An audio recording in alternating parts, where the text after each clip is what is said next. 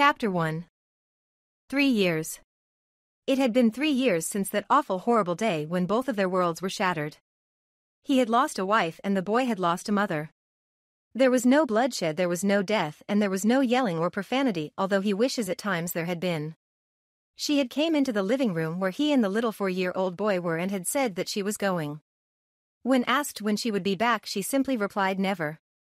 Heartbroken, the little boy had asked if he could come with her and she had looked him dead in the eye and said no. It was not just a simple no but a no that dropped a nuclear warhead on the feelings of him and the boy. The poor little thing had run back to his father and wrapped his arms around his neck, crying like there was no tomorrow. Looking at her with pleading eyes, he broke down in tears himself when she turned her nose up at him and walked out the door. Turning back to the sobbing bundle in his arms, he began to comfort the boy and rocked him to sleep. The loss of his wife wouldn't have been so devastating if not for certain circumstances he would find out in the morning. After waking up and shoving breakfast into himself and the boy, he was getting him dressed when a messenger bird pecked at the window. Quickly reading the message, he picked the boy up and they trekked to the Hokage's office to see what might have been the problem. Tsunade, upon seeing the little boy she considered her grandchild, scooped him up and gave him a kiss. He didn't giggle like normal though, just hung there in space. She noticed his father had the same hangdog look as well. Furrowing her brow, she decided to get to the bottom of this. Naruto, what's the matter? Why do you and little Hikaru look so sad? Did something happen? Yeah, something happened all right. Sakura came home last night and said she was leaving us. For good. She didn't even have the slightest look of remorse for leaving Hikaru. If it was me, I could understand. All I've ever wanted was her happiness. But to do that to her son. I don't know what to think. Anyway, I'm sorry Bachan, I'm rambling. What did you have to tell me? Tsunade was dumbstruck. The poor little boy in her arms had began sobbing against her chest at the mere mention of his mother, and she looked down in sadness at him. He looked just like his father in every detail, down to the whisker marks except for the streaks of pink at the ends of his golden hair and his silver eyes. God, this kid's gonna be quite the looker when he grows up. Hope I'm around to see great-grandchildren. She thought to herself. Turning her gaze back to Naruto, she sighed heavily and walked back to her plush office chair, motioning him to sit as well. Naruto, I'm not going to lie, that is very sad. The fact that it was my apprentice and your childhood sweetheart who did it makes it very hard to accept. Since this is a domestic issue, all I can do is notarize the divorce papers, but I want you to know that I will make her life a living hell on the professional level. To abandon her child is unforgivable. To abandon you when you've given her everything should be a crime punishable by death. As for what I called you here for, I think it may explain why she left you. At this, Naruto's head snapped up and tears came to his eyes. All he could think was, no, she wouldn't leave us for him. Not him. Please Kami, no, not him. Seeing the tears falling, Tsunade hung her head and whispered that it was indeed him. Sasuke had come home. He was her apprentice's one true weakness, the one thing that could make her give up a loving husband and beautiful child for a small chance with the traitorous Uchiha. That was all that needed to be said as Naruto gathered Hikaru from her arms and, giving her a small peck on the cheek as thanks, exited her office. He never was the same after that. That was 3 years ago. Scene change. Presently Shikamaru was talking to Ino about everyone's favorite blonde. No, not Ino herself, they were discussing Naruto's appearances in the village, or the lack thereof. Look Ino, all I'm saying is that we need to get him out of that house. For Kami's sake, all he does is do missions anymore. He doesn't come out on Saturday nights anymore, he doesn't socialize, he doesn't do anything for himself anymore. Everything he does revolves around his son, and that isn't healthy.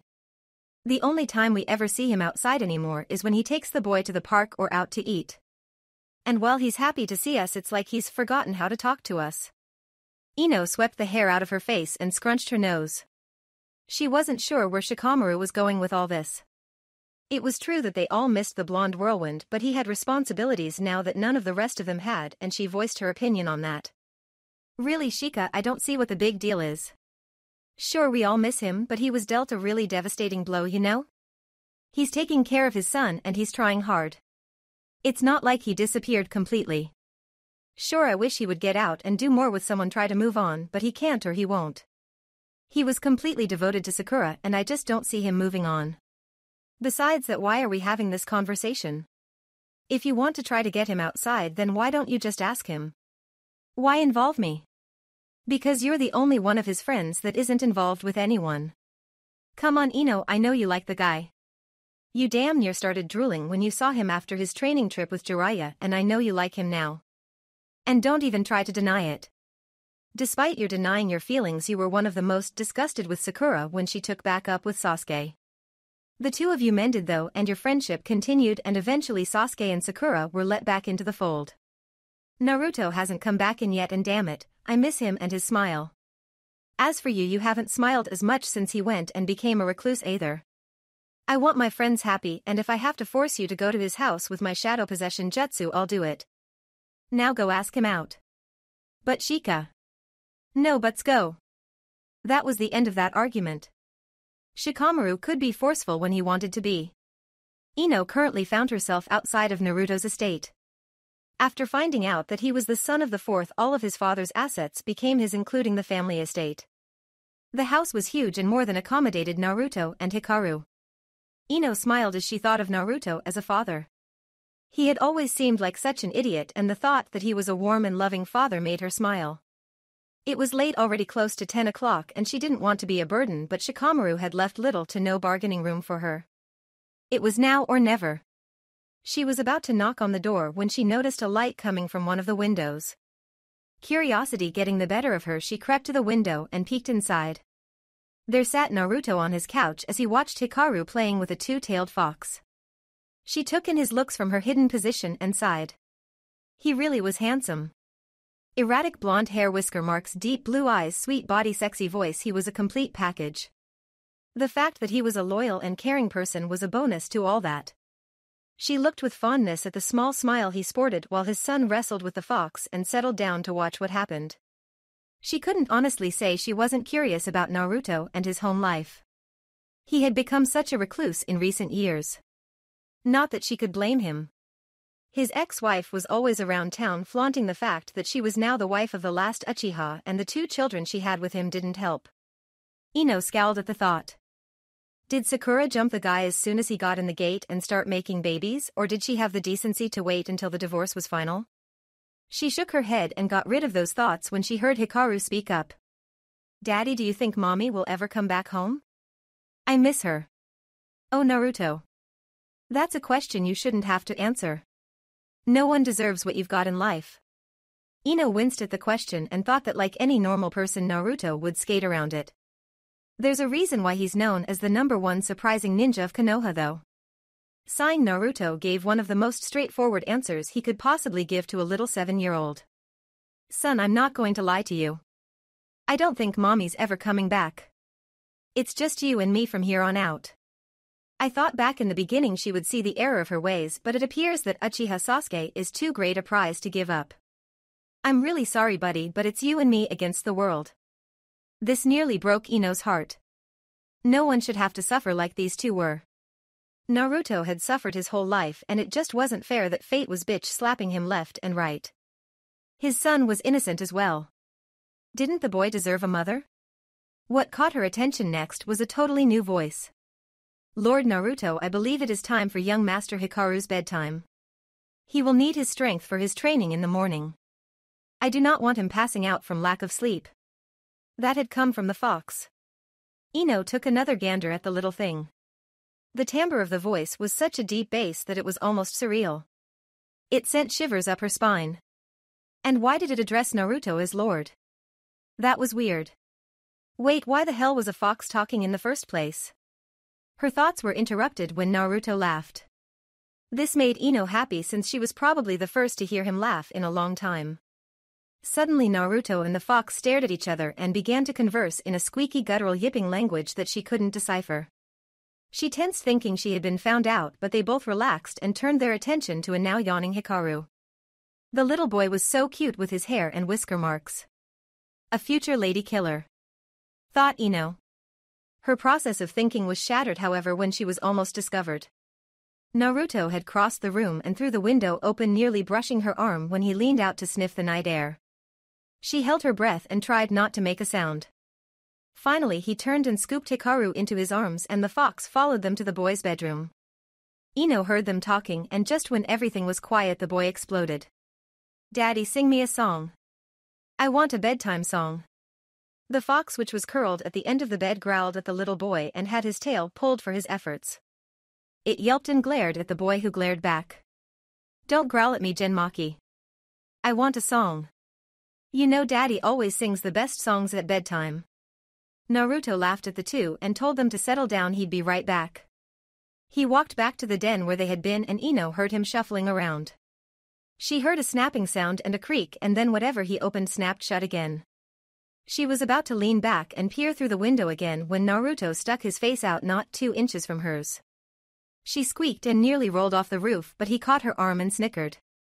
Ino, you don't have to hide in the shadows. I assume you're here for something, so don't wait outside in the cold. Come on in and sit down. I'm just going to sing Hikaru to sleep and then we can talk about whatever you need to.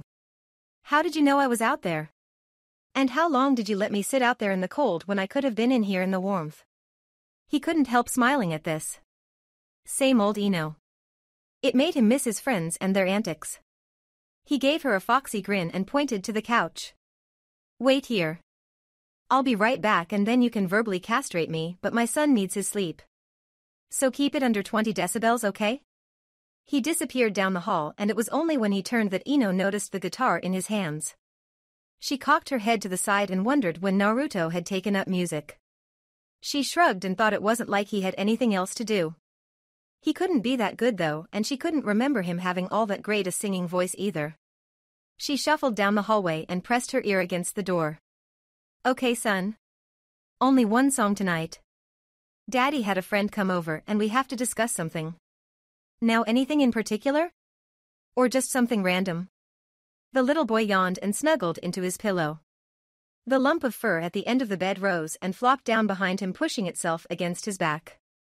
Naruto smiled and strummed the guitar. All right then, son. Shadow of the day it is. I close both locks below the window. I close both blinds and turn away. Sometimes solutions aren't so simple. Sometimes goodbye's the only way. And the sun will set for you. The sun will set for you. And the shadow of the day will embrace the world in gray. And the sun will set for you. In cards and flowers on your window. Your friends all plead for you to stay. Sometimes beginnings aren't so simple. Sometimes goodbye's the only way. And the sun will set for you. The sun will set for you. And the shadow of the day will embrace the world in gray. And the sun will set for you. And the shadow of the day will embrace the world in gray. And the sun will set for you. And the shadow of the day will embrace the world in gray.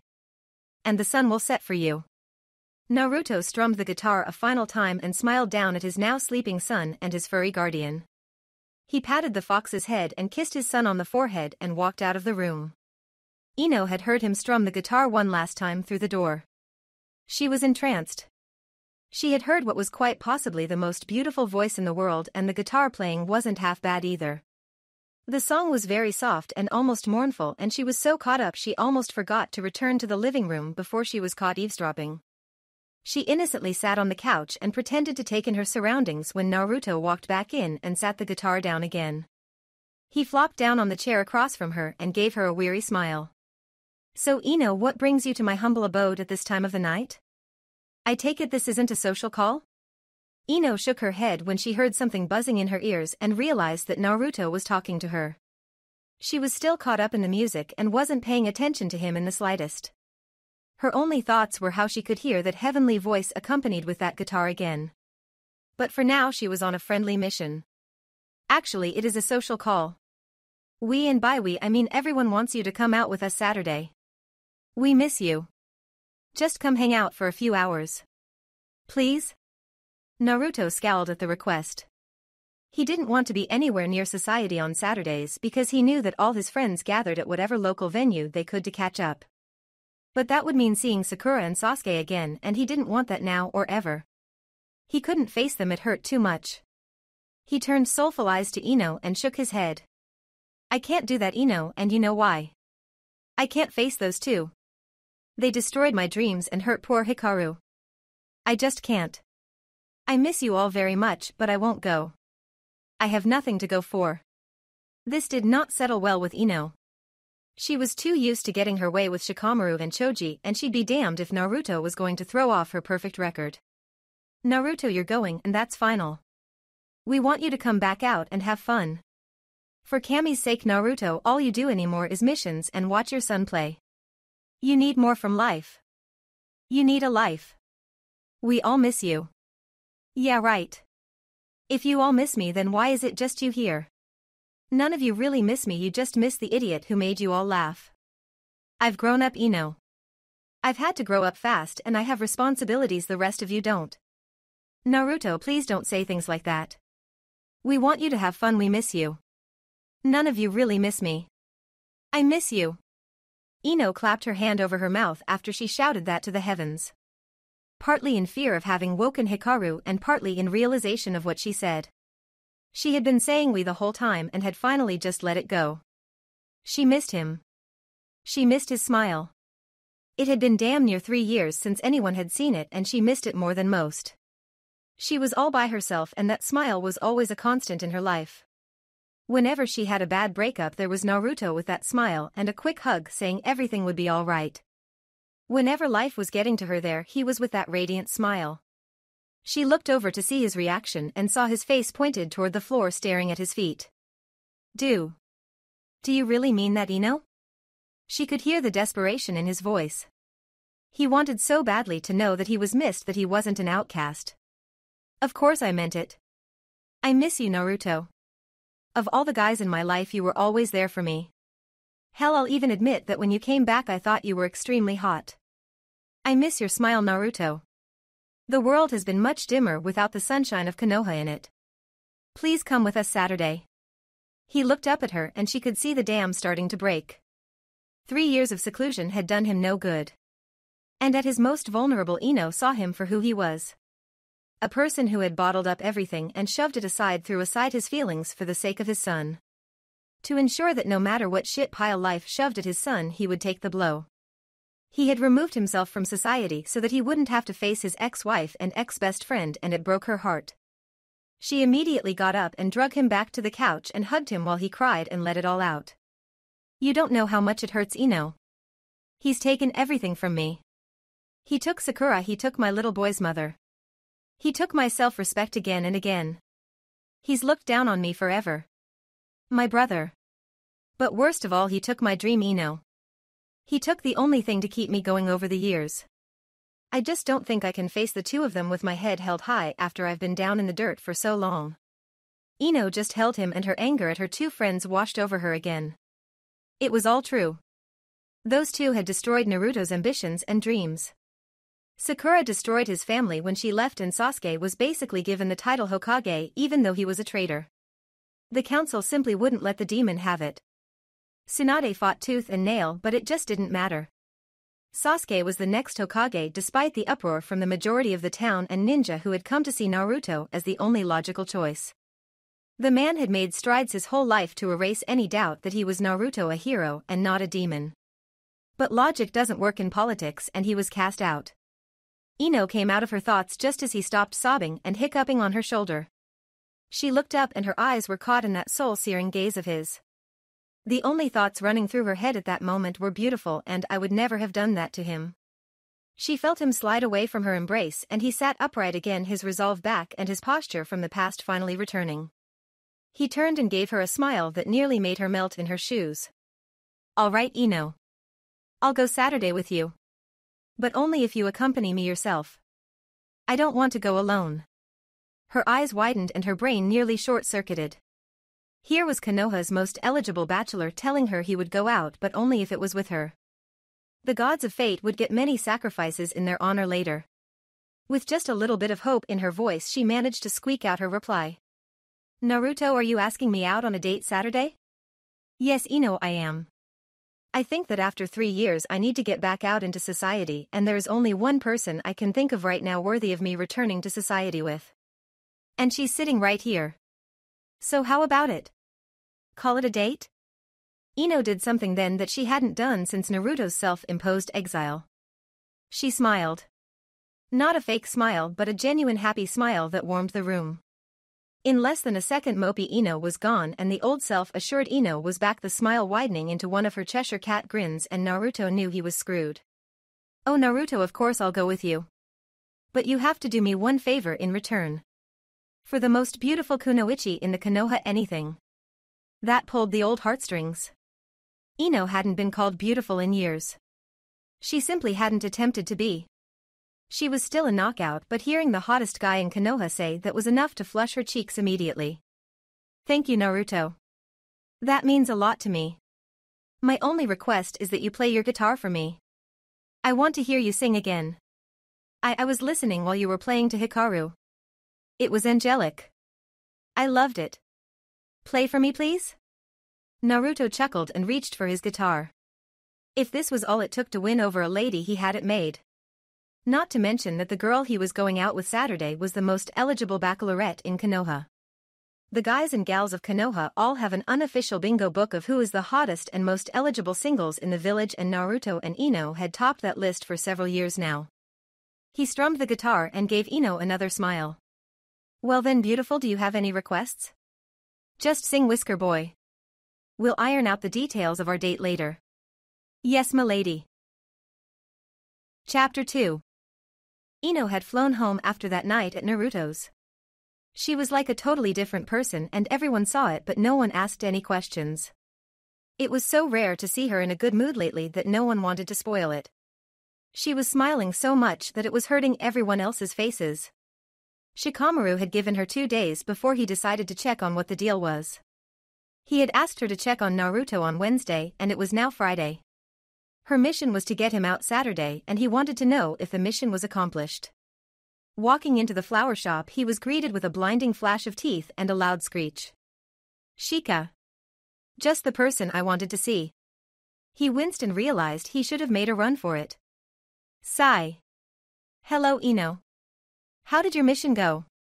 It wasn't too troublesome, I take it? That's for me to know and you to find out.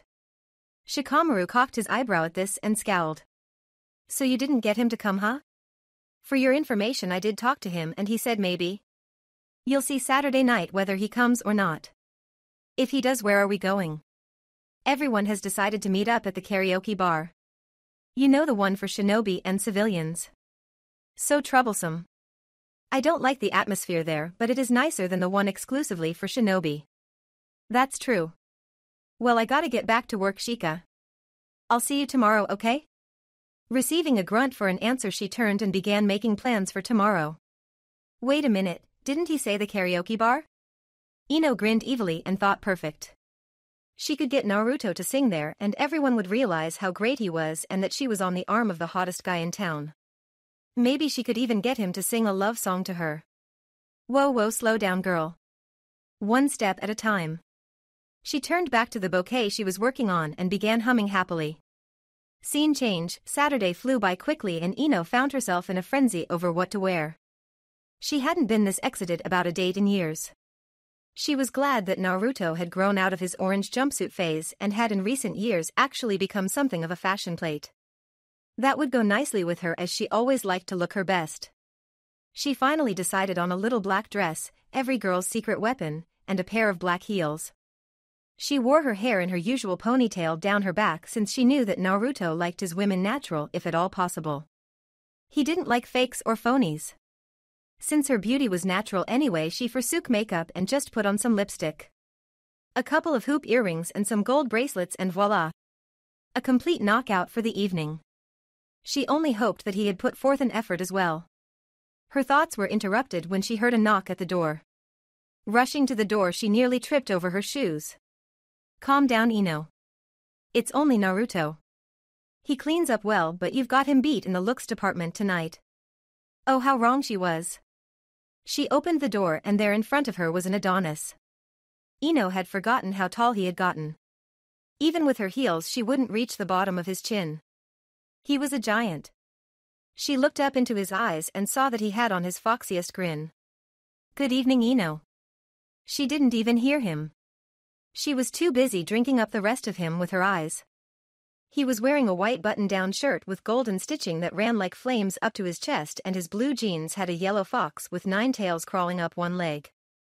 Custom-made stuff very nice. She traveled down to his shoes and saw that they were leather boots of a reddish tint. She unknowingly licked her lips and continued to travel over his figure to his studded belt and saw that he had his white battle coat on his arm. That was his signature, his father's coat.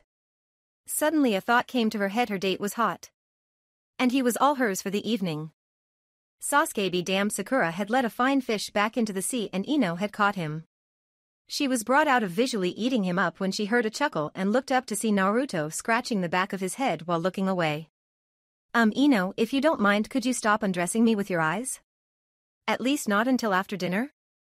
I've just arrived back on the dating scene and I'd rather not be. I'd like a piece of meat even if you are beautiful and I'm your date. He gave her another foxy grin and she blushed. Wait, blushed? Yamanaka Ino did not blush for guys. But here she was doing it for Naruto. He had completely caught her in the act and she didn't really care. A smirk crept across her face and she gave him a look that meant he was going to be teased mercilessly throughout the evening. When she batted her eyelashes at him, he gulped. Well, if you don't want someone admiring the goods, you shouldn't dress that way, hot stuff. I can't help looking at you if you look like a Greek god. You look good enough to eat. Unfortunately, I'm not a cannibal and I'd really prefer cooked meat tonight, so where are we going? Well, madam, you are the initiator of this little event, so I believe you should pick. My treat, of course. Wherever you want. Fine. I want to go to the most expensive place in Konoha and I want you to talk to me the entire time. Then we're going to a club. Is that okay? She was expecting a fight, at least a small struggle. After all, this was Naruto and he didn't do fancy. She quirked her eyebrow when he shrugged and gave her a small smile. Whatever milady wants, milady gets. Boy, that floored her. If he kept calling her madam and milady, she was going to melt in front of him. She hadn't been treated so well on a date in years and they hadn't even left her house yet. Yep, this is gonna be a good evening. She thought.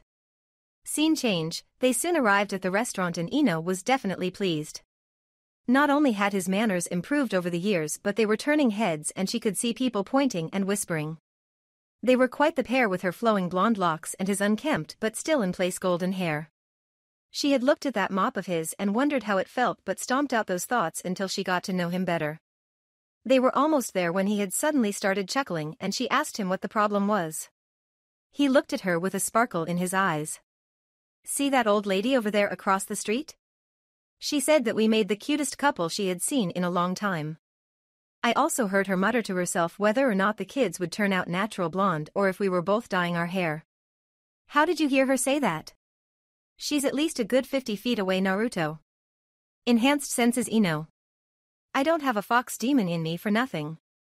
The whiskers are just one of the many things I gained by having him in me. I can also smell the lilac perfume on you and I know that you had oatmeal for breakfast. She scrunched her nose at this. Her perfume was easily identifiable and the oatmeal was probably a lucky guess. Uh-huh. And you think I believe all that? My perfume may be lilac, but the part about oatmeal was a lucky guess. Ah, but Ino, I haven't been close enough to smell your perfume. You only put on a drop or two at the most behind your ears. And as for your oatmeal, you had cinnamon apple. Well, that shut her up. If he could smell that and hear that far away, it was no wonder he had known she was outside the window that night. Turning her thoughts from then to now, she placed her drink order and bridged her hands under her chin. She sighed and thought it was best to get any secrets between them out of the way. So, Naruto. Where did the fox come from and how did it speak? Was that a genjutsu you put me under? No. Genmaki is one of my summons. He's completely loyal to me and I've sacrificed some of my chakra to keep him here in this world permanently as a guard for my son. The two are very fond of each other besides, even if they do fight like siblings. Okay. But how does he speak? He's a summon. All summons speak the human language. The fox summons are just more adept than most because they are the most intelligent. Well, that made as much sense as anything. But something was still remiss. Why did it call you Lord? I've never heard the toads call you that. Naruto had to think quickly. He didn't have an answer prepared for that. Since I'm the first human to ever summon foxes, they kind of revere me. I'm something of a celebrity in the summons world. It makes me uncomfortable, but they refuse to call me anything but Lord. Ino was satisfied for the moment, but his quick-eye darts around the room told her that she wasn't getting the whole story. No matter, she'd find out later. After all, as good as the evening was going, she wanted more than one of these dates, and damned if she didn't usually get what she wanted. Naruto, tell me about Hikaru. She noticed that he just stared at her for a moment and then he broke out into an ear-splitting grin. She was startled at first, but when he launched into his fatherly diatribe about how great his son was, she just rested her head into her cupped hands and listened with a small smile on her face. He was immensely proud of his son and would tell anyone that would listen. She sighed and thought that he was a great father. Perhaps he could be a great father to her children someday. Suddenly she realized what she had thought and nearly choked as she sipped on her drink.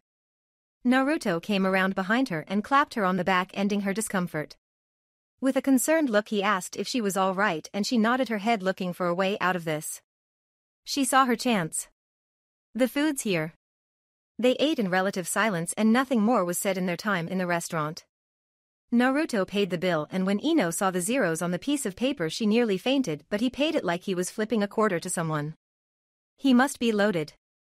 Ino thought. They stepped outside the restaurant and noticed that the air was decidedly cooler. Ino rubbed her arms and thought that maybe the little black dress wasn't a good way to go when she felt a weight on her shoulders and turned to see Naruto putting his battle coat on her. Such a gentleman. Has he always been so kind?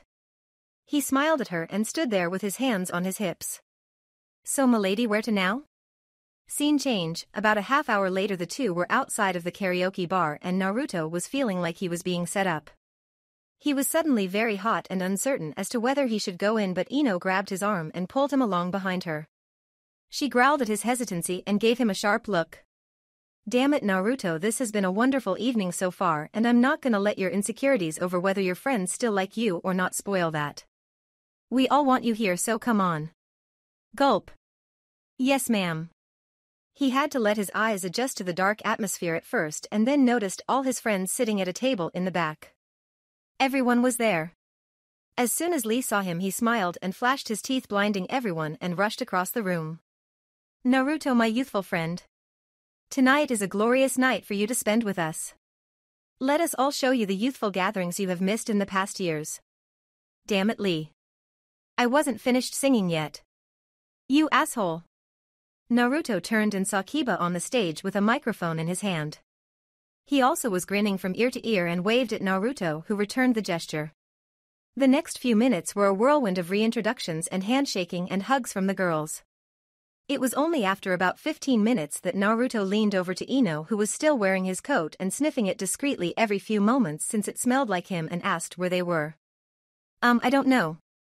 They're usually here by now. Maybe they won't come tonight. But away from that, will you sing for me tonight? Please? He looked over at her and saw nothing but big puppy dog eyes. Damn, she's just too cute.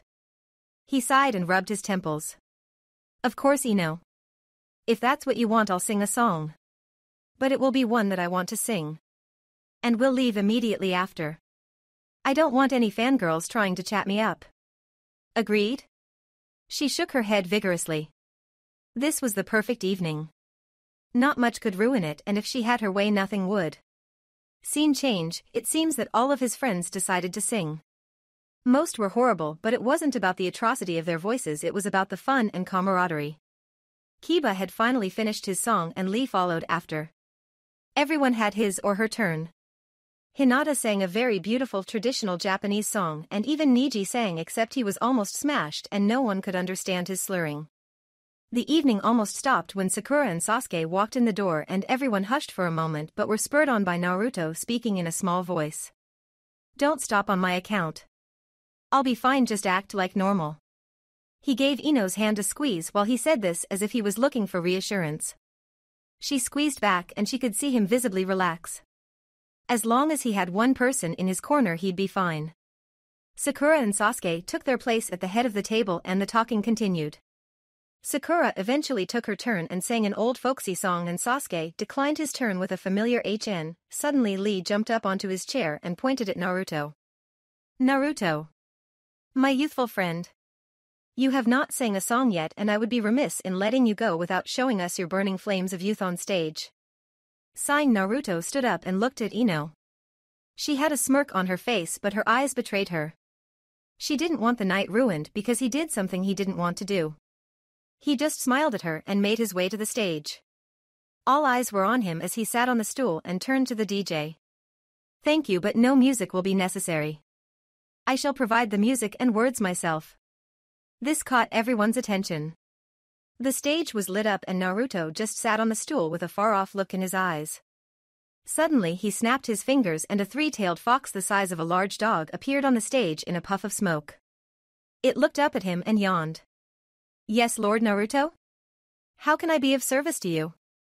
I need you to go and fetch my guitar from the house and bring it back here. Oh, and bring the travel case with you, I'll just carry it home later. Then you may go back to your nap." "As you wish, my lord." The fox vanished in a puff of smoke and immediately questions began to rain down upon him. "Where'd the fox come from? I didn't see you make any hand signs, how'd you summon it? You play guitar? Okay, I'll answer those in order. Not telling, and yes, I play the guitar. In time I may tell you how I do the other things, but for now just know that I can." A puff of smoke beside him let him know that the fox was back and it had his guitar strapped to his back. It did not look happy. "Something wrong? Your son was gracious enough to strap the instrument to my back, but the little snot pulled my tails before I left. Please tell Master Hikaru that that is not an appropriate way to tell someone goodbye." "Of course I'll tell him. Sorry for disturbing you. You may go now." "Thank you, my lord. I shall see you again soon." The fox vanished and Naruto turned back to the crowd whose jaws had dropped. He tuned the instrument and strummed it a few times, never once looking at the crowd. He kept his head down and thought of what song to sing. Finally he glanced at Sakura through his bangs and a devious smile crossed his face. Revenge is a dish best served cold, and what he was about to sing was going to look very badly on her. He still didn't raise his gaze though. "This is a song I wrote a couple years back. Hope you all enjoy it. It's a little sad, but it's how I feel. Lately I've been spending lots of time with my kid. Telling him stories. About the things that we did. When we were a family. Long time ago. I've answered his questions. Till I'm blue in the face. Wish all that hurt in him I could erase. But I tell him the truth. 'Cause he ain't too young to know." Ino thought this could be trouble if Sakura gets out of hand. She quickly looked over to the pink-haired shinobi and saw her sitting there with a curious look on her face. She seemed to be very interested in how this was going to turn out. Suddenly the chorus broke out. "Single father. Part-time mother. When I'm not one. Then I'm the other. You used to be my full-time lover. Now I'm a single father and a part-time mother." Ino could hardly hold back the tears. She looked around and saw that all the women save for Sakura had tears in their eyes. The guys all looked like they would burst any moment too. She turned back to listen to the rest. "I spend every minute I can with my boy. There's no doubt about it. He's my pride and joy. Someday he'll grow up and I won't have him no more. Some things I just find too hard to explain. So we go to McDonald's or I buy him a train and we go put it together. On the living room floor. Such is the life of a single father," he says. "Daddy, explain. If it's not too much bother. Well, it's just you and me. Living here in this home. I don't understand it. And neither does he. Why there's just two. When there should be three of us. Sharing this moment. Lord, I feel so alone. Oh Sakura, how could you give up such a warm loving person for a total iceberg of emotion? And how could you hurt that sweet little boy? Single father. Part-time mother. When I'm not one. Then I'm the other. You used to be my full-time lover. Now I'm a single father and a part-time mother." Naruto finished the song and put the guitar into the travel bag, stepped off the stage and walked over to Ino while holding out his hand. She rose from her seat and wiped the tears from her eyes, hooked her arm in his and walked out the door. The others all sat stunned until Lee let out a whoop and rushed out the door. Everyone jumped to their feet and ran, leaving Sasuke and Sakura to their own devices. Sakura, it seems, was lost in her own thoughts while Sasuke was stewing on the inside. But no one noticed this. Everyone piled into the street and looked frantically for Naruto and Ino when they heard Lee actually talking quietly with them not 30 yards away. I'm serious, Naruto, that was beautiful. I did not know that you had that talent. You must come back and play again next Saturday. I don't know, Lee. I don't think I'm exactly welcome here. What are you, stupid? Of course we want you here. That was collectively everyone yelling all at once, even Hinata. The performance they had just witnessed had to be repeated again. He simply couldn't get off the hook after one time. They insisted that he come back next Saturday and play a new song. After much cajoling, Naruto relented and he and Ino set off for her apartment to say goodnight. The walk was quiet but comfortable.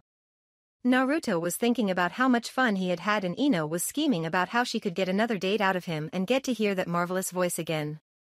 As if on cue, Naruto quelled any doubts in her mind. You know, Ino, I had a feeling that tonight was going to be a disaster, but I had more fun tonight than I've had in years. I want to thank you for making that possible. But I didn't do anything. Yes, you did. You took the initiative to ask me out, and now I would appreciate it if you would give me the opportunity to return the favor. Ino, would you go out on a date with me? She was stunned. Naruto had just given her what she wanted and she hadn't had to ask. She was on cloud 9. Crashing back to earth suddenly, she realized that they had stopped walking a short while ago and were in front of her apartment building. Dredging up the old Ino bravado, she put on that devilish grin. Naruto immediately knew she was up to something. But of course, Naruto. I would love to go out with you again. But it has to be Saturday and you have to sing at the club again. Okay? Is that all? I was afraid you were going to want a striptease or something. Not yet. Maybe soon, but not yet. You do have a nice ass though. He immediately turned tomato red and Ino was satisfied with a job well done. Pretty soon she'd have him at her beck and call and... Well, that would be no fun. After all, there's no challenge in a docile man. She said goodnight and turned to her door before smirking and spun around, grabbed him by the collar, jerked his head down and gave him a peck on the cheek. She then ran inside and slammed the door, leaving a stunned Naruto and a slightly hyperventilating Ino on both sides of the door. Both let a small smile creep onto their faces and went to do their own thing. Ino, of course, planning how she would gossip about her smashing success of a date with the hottest guy in town, and Naruto went to his house to relieve Jinchuuriki of babysitting duty. He arrived home and was tackled by his son. Did ya have fun, Daddy? Yes, son. I had a lot of fun and got to see many of my old friends. Was the Ino lady I saw here last night nice? She was pretty. I like her. And how did you see Ino last night? You were supposed to be in bed, young man. That was my fault, Lord Naruto. The little runt wanted to peek and I was curious as well, so we looked in on you too. I hope you can forgive me. Naruto looked down at the small fox and reached to scratch his ears, causing Jinchuuriki to shake his leg and pant happily. Hikaru giggled at his caretaker's weakness and plotted to use it on him later. No, Jinchuuriki, I'm not angry with you. I had the best night of my life in 3 years tonight and Ino was an absolute angel. I hope to see more of her. Maybe she'll even take a liking to you and Hikaru.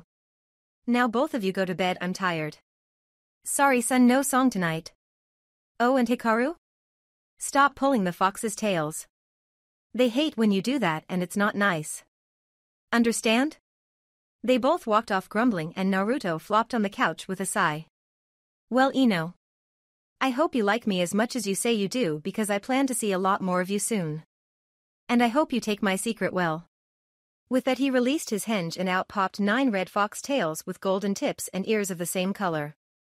He stared at his claws and put his hands behind his head. He had to gain her trust and soon. Time was running short. Chapter 3. It was once again Wednesday and Ino had been avoiding Sakura all week. She didn't want to have to answer any questions about her and Naruto.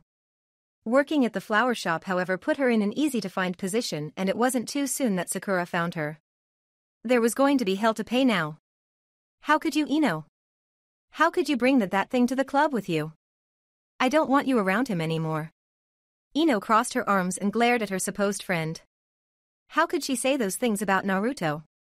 He had never been anything less than kind and considerate to his friends and loving to those he really cared for. She didn't know where this was coming from. Really, Sakura, there is no need for you to worry. Naruto and I are just friends at the moment.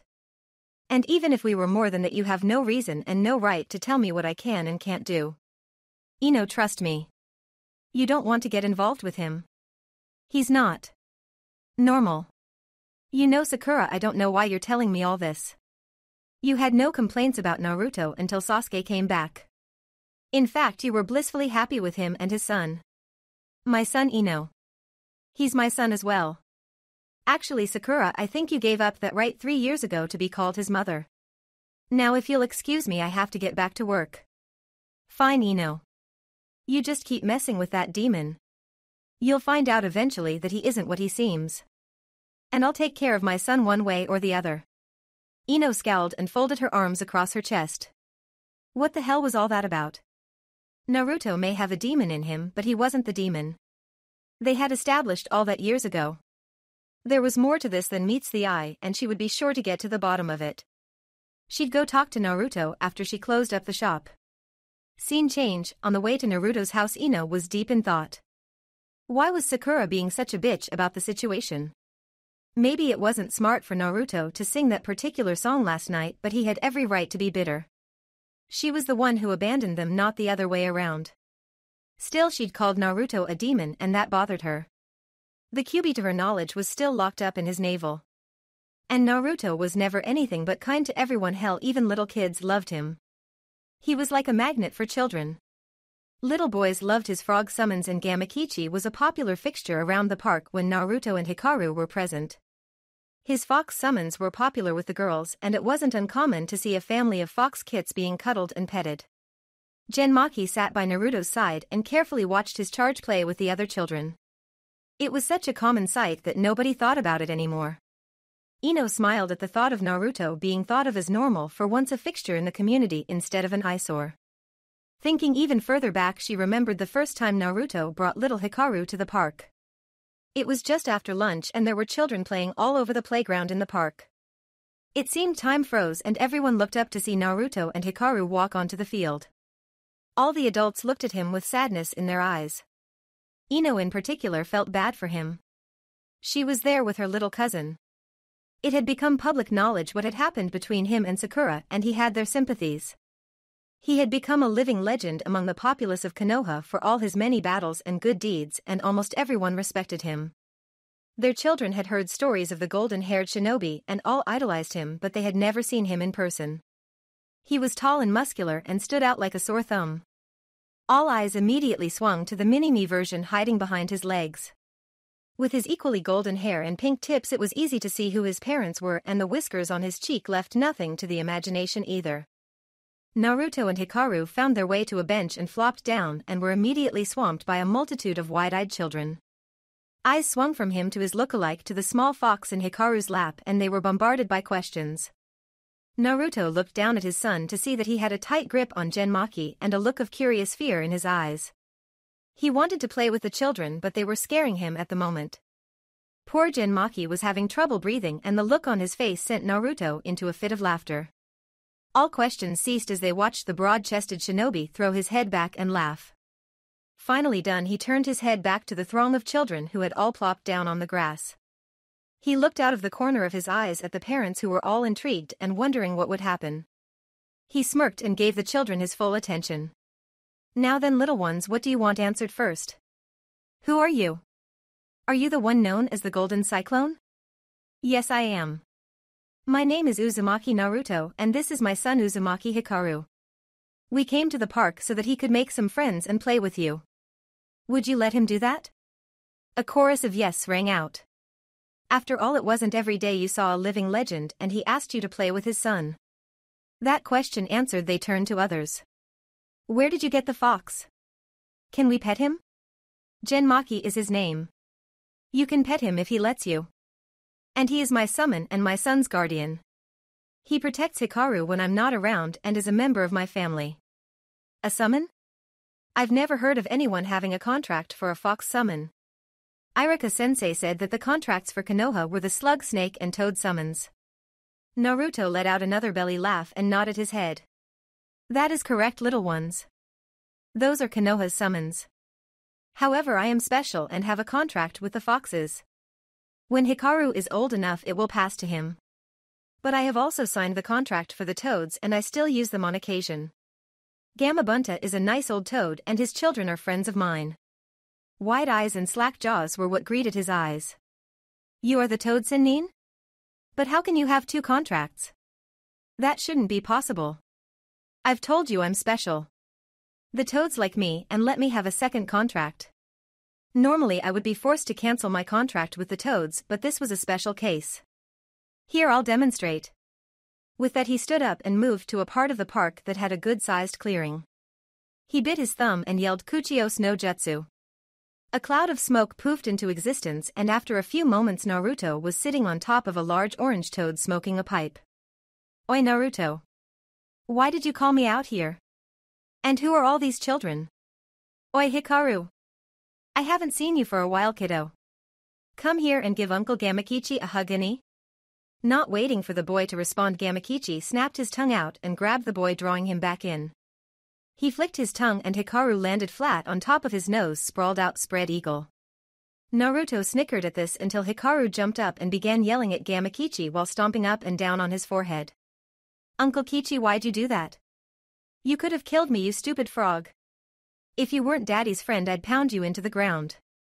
Both Naruto and Gamakichi bellowed with laughter at this while all the adults and children stood by dumbfounded. Hikaru was fast becoming very popular in their minds. Not many had the guts to yell at a summoning creature nearly 50 times your size. All was quiet for a few moments until Jinchuuriki started yipping, letting Hikaru know he needed to come down. The boy leapt off of Gamakichi and rapidly descended to the ground, getting a collective gasp from the crowd that thought he'd get hurt until Gamakichi's tongue snaked out and caught him at the last moment. After setting him down, Gamakichi looked up at Naruto and winked and poofed out of existence. Naruto looked down at all the children and smiled. Now all of you go play. Have fun. Sighing, Ino shook herself out of her memories. He really is a lovable guy. I really want to get to know him better. She kept walking until she reached Naruto's house. Creeping slowly, she made her way to the window where she first encountered him and heard him talking to Jinchuuriki again in that growling guttural language. She sat outside and folded her knees to her chest and waited to be let in. She knew that Naruto knew she was out there. He was simply biding his time. Soon the growls and yips stopped and the window was thrown up. A tan face popped out and grinned at her. Coming in, Ino? Or are you going to sit out there all night and catch your death of cold? She shrugged and crawled inside. He scolded her and told her to use the front door next time. She merely smirked and said she liked the window better. He gave her a lopsided grin and flopped down on his favorite chair and motioned for her to sit. She took off her shoes and curled up on the couch with her feet underneath her. She didn't even know where to begin, but luckily for her Naruto hated silence when he was comfortable. So what brings you to my humble abode this time? You already got another date out of me. What else can I do for you? I want to know. What secret you're hiding? His eyes bugged out and he thought quickly. Oh shit. I better think up something quick. I don't trust her enough to tell her the truth yet. I really want to, but I can't. Ino. I can't tell you all my secrets yet. I want to get to know you better before I do that. You might not like me if I divulge everything at once. Naruto, I know about the fox. We all do. I don't hate you for that. I want to know why Sakura calls you a demon. She said that you're a monster. I want to know why before I get more involved with you. I don't want to be dating a serial killer or something like that. I want to know why. Sigh. Ino, I can't tell you yet. Believe me when I say I want to, but I just don't trust you enough yet. I want to so badly. I feel at ease around you and we've only gone on one date. I feel at ease around you just like I used to with her. That last part came out like a whisper, but Ino heard it. She was so stunned that she didn't even notice Naruto getting up and moving to the couch.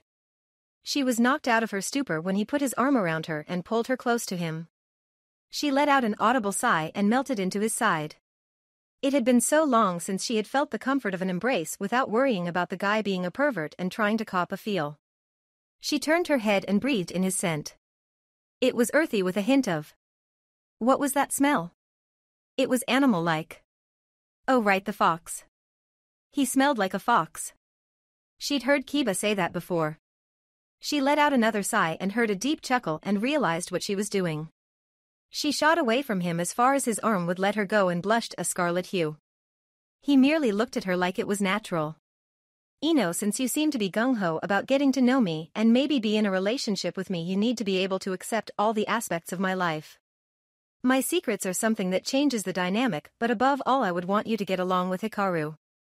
He already likes you, but I want you to like him as well. Heh, he thinks you're pretty. Well, at least he and his father have good taste. I'd like nothing better than to get to know Hikaru. Even if we don't work out in the end, I'd at least like to get to know the son of a friend. Where is the little ankle biter anyway? You mean you haven't noticed? He's been here all along. And I thought you were one of the best with genjutsu. Okay son, come out. The wall in front of the couch suddenly shimmered and out stepped Hikaru and Genmaki. Hiya pretty lady. My name's Hikaru and this is Genmaki. Say hello Genmaki. Hello Lady Yamanaka. It is a pleasure to meet you. Ino blinked a few times and then stood and bowed to the two of them. They both bowed back and a smile graced all their faces. Ino took in the looks of both of them, Hikaru with his pink and blonde locks and whiskers and Genmaki who was in his fox kit form. The grin on Ino's face got bigger and bigger and once it looked like it was going to split her face. Hikaru and Genmaki gulped. They had seen that look before and it always led to one thing. Oh my god. You two are too cute. With one swift motion the two were drawn into Ino's chest and smothered in a hug. Both were making exaggerated faces and screaming to Naruto to get the crazy lady off them.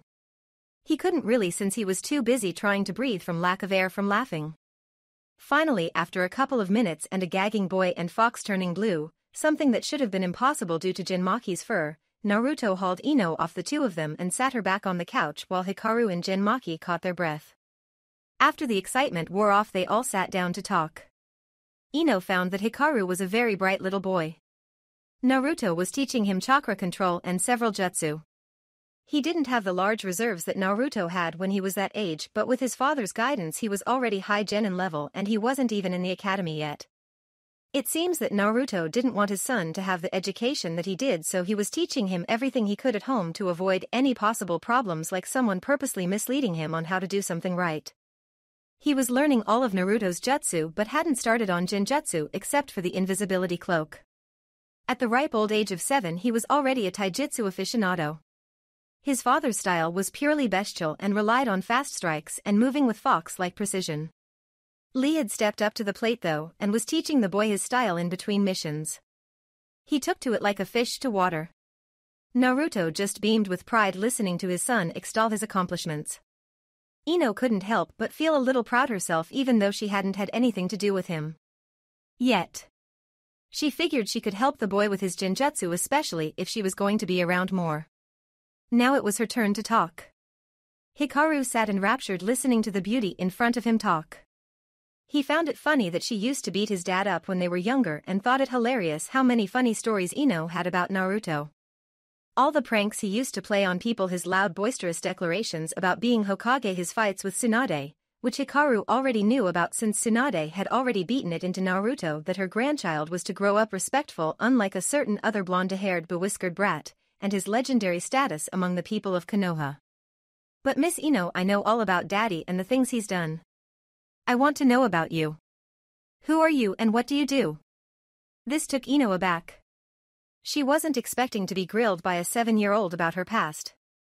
She thought for a second and decided to give the academy answer to the question. Well, my name is Yamanaka Ino and I'm the same age as your father. I like flowers, arranging flowers and listening to your daddy sing, which got a blush from Naruto that didn't go unnoticed. I dislike close-minded people and those who hate others for things they have no control over. I also don't like secrets, giving a pointed glance over to Naruto who had shifted his gaze to the window. My dream is to one day have a family and be the best interrogator in the interrogation corps.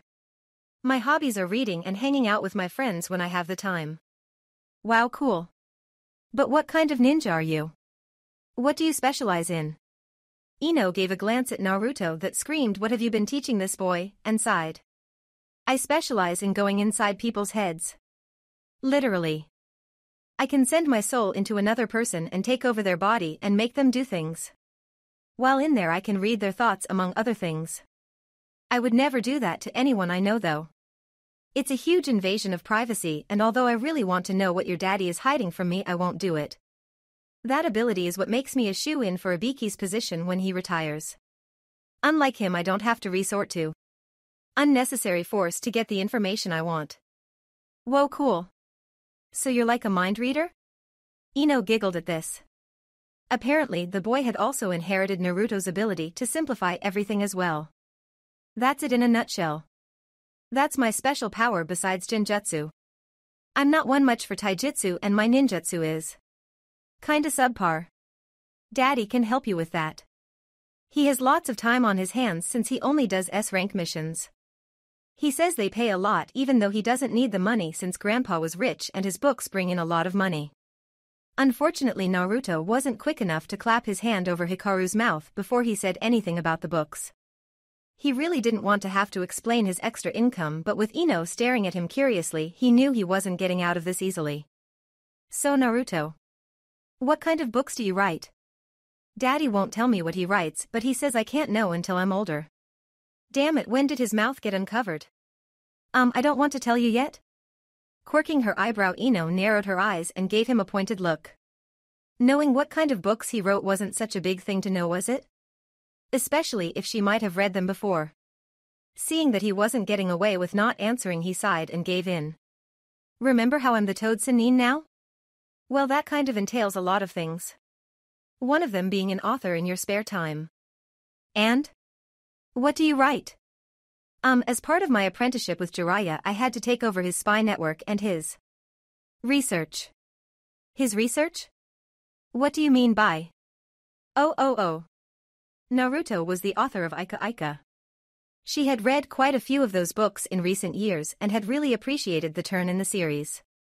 Going from nothing but mindless sex with a plot thrown in, it had changed to a plot with lovemaking and occasional mindless sex.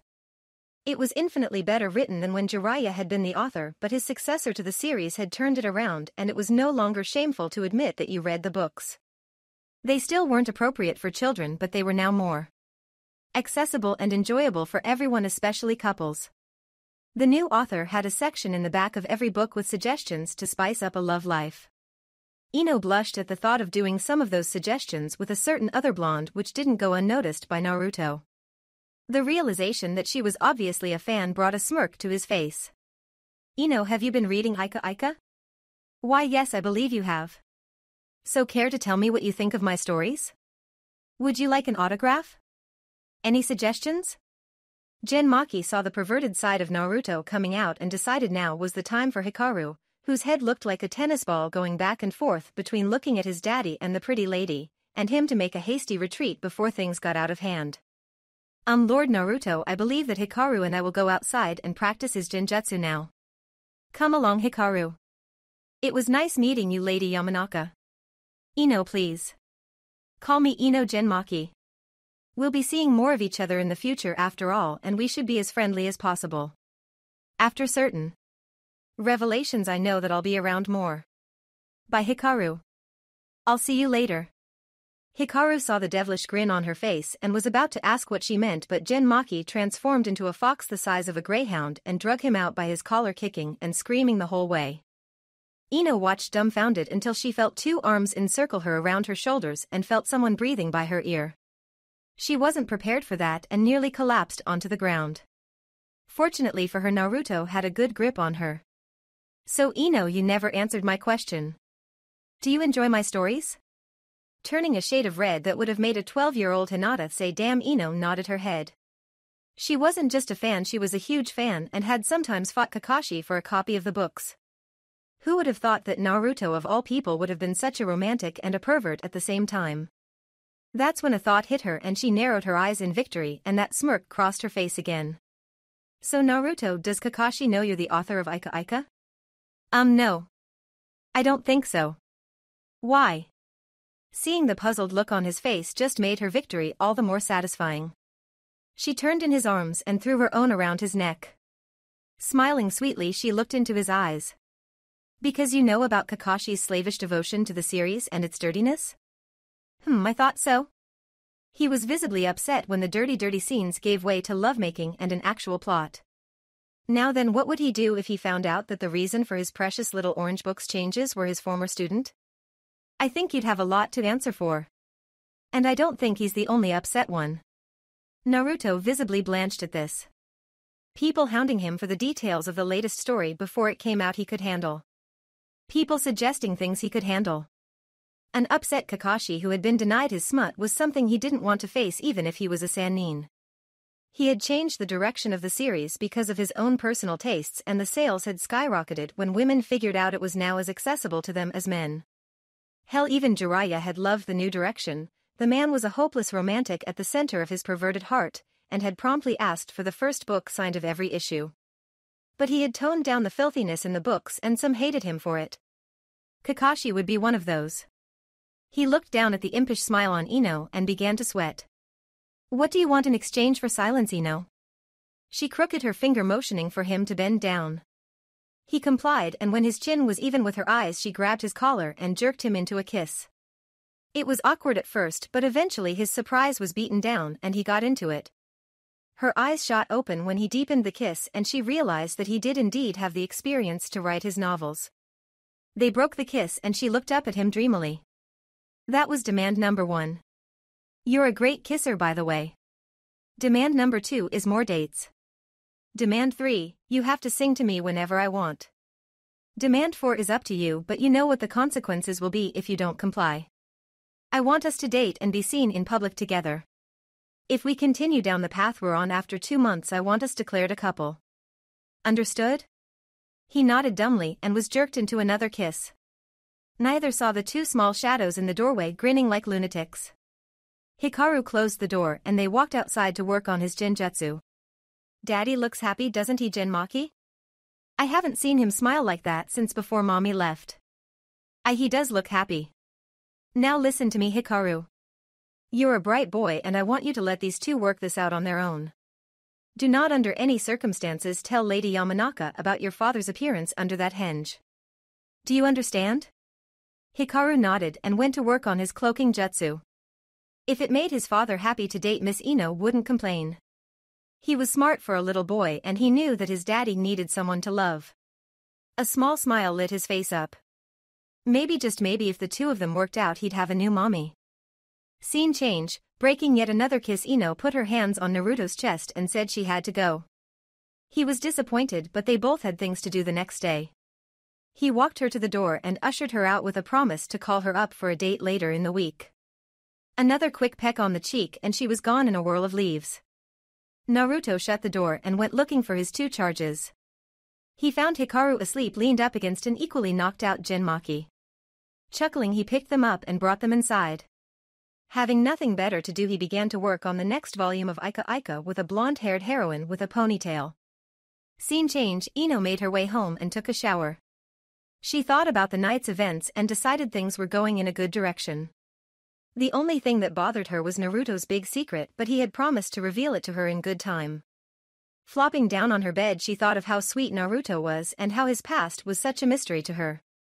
Narrowing her eyes, she thought back to how Sakura had divorced him, and only after several months of trying had she been let back into their circle of friends, albeit reluctantly. Ino still had never totally forgiven Sakura, but to promote peace she tolerated her. Stealing her resolve, she decided that tomorrow she would go and talk to Sakura and once and for all get her side of the story. Looking to the bedside table, she saw a familiar orange book. The thought of who wrote it in her mind made her blush, and she grabbed the book and opened it to where she had last been reading. Her appreciation had gone up tenfold in the past few hours for the series. With the blush still on her face, she began to read about Akira and Kagome and how they were able to overcome social status to be happy while still maintaining an active bedroom life. Chapter 4. As Ino stood outside the Uchiha clan house, she tried to remember why she was there in the first place. Thoughts flooded her mind, Naruto breaking down the image of Hikaru crying, how they both put on a smile despite how much the betrayal of Sakura must have hurt. She scowled and the reason came to her. She had Naruto's side of the story, now she wanted Sakura's. Naruto was not one to lie about things, but he sometimes left out information that could be crucial, like the time Sasuke put a Chidori through his chest and he didn't tell anyone. That set her to steaming again and she pounded on the door with all her might. She reasoned with herself that it was a big house and she wanted them to hear her even if she left a dent in the door. It had nothing to do with the fact that she was pissed all over again. Moments after her beating of the door, it creaked open and revealed Sasuke in all his brooder glory. He was still a heartthrob, the classic black locks in a duck's ass hairdo, the perpetual scowl on his face, and the body of a genius. However, his looks just made Ino's scowl darken more as she thought back to how blindly she had followed him in her younger days. If she would have been a bit more observant, then she might have seen how wonderful a person Naruto was, and neither of them would have been alone. She was startled out of her thoughts by a buzzing in her ears. "You want? What do you want, Ino?" I want to speak to Sakura if I can." Sasuke just nodded once and opened the door wide and ushered her in. After closing the door, he motioned for her to follow him and led her into a large room where Sakura was playing with their 2 children. He grunted, letting her know he was there, and her head perked up and she glared when she saw Ino. Ino saw this and cleared her throat. "Sakura, I've come to talk to you about the other day." "Alone?" Seeing that he and his children were not needed here, Sasuke led them out and shut the door. Actually using some tact for once, thought Ino. Sakura sat on the floor with her legs crossed and an expectant look on her face. Ino crossed the floor and sat across from her. She didn't really know where to begin this, but found out how when Sakura opened her mouth. "So come to apologize for the other day and tell me I'm right? I knew you'd come around eventually." Ino's head shot up so quick you'd have thought her neck would snap. She glared at Sakura, which made the pink-haired woman gulp. Finding her resolve, Ino launched into a conversation that would change her views on several people. "No, I haven't changed my mind from the other day, and I won't apologize. What I've come here for is a reason for what you said. We all know that the fox is sealed inside Naruto, but he isn't the damn fox. I want to know why you divorced a very kind, loving, and noble man for an ice cube like Sasuke. I want to know why you abandoned your son. I want to know why you hate Naruto now." Instead of getting defensive, Sakura just sighed, which confused Ino greatly. When she raised her head, Ino saw tears in her eyes.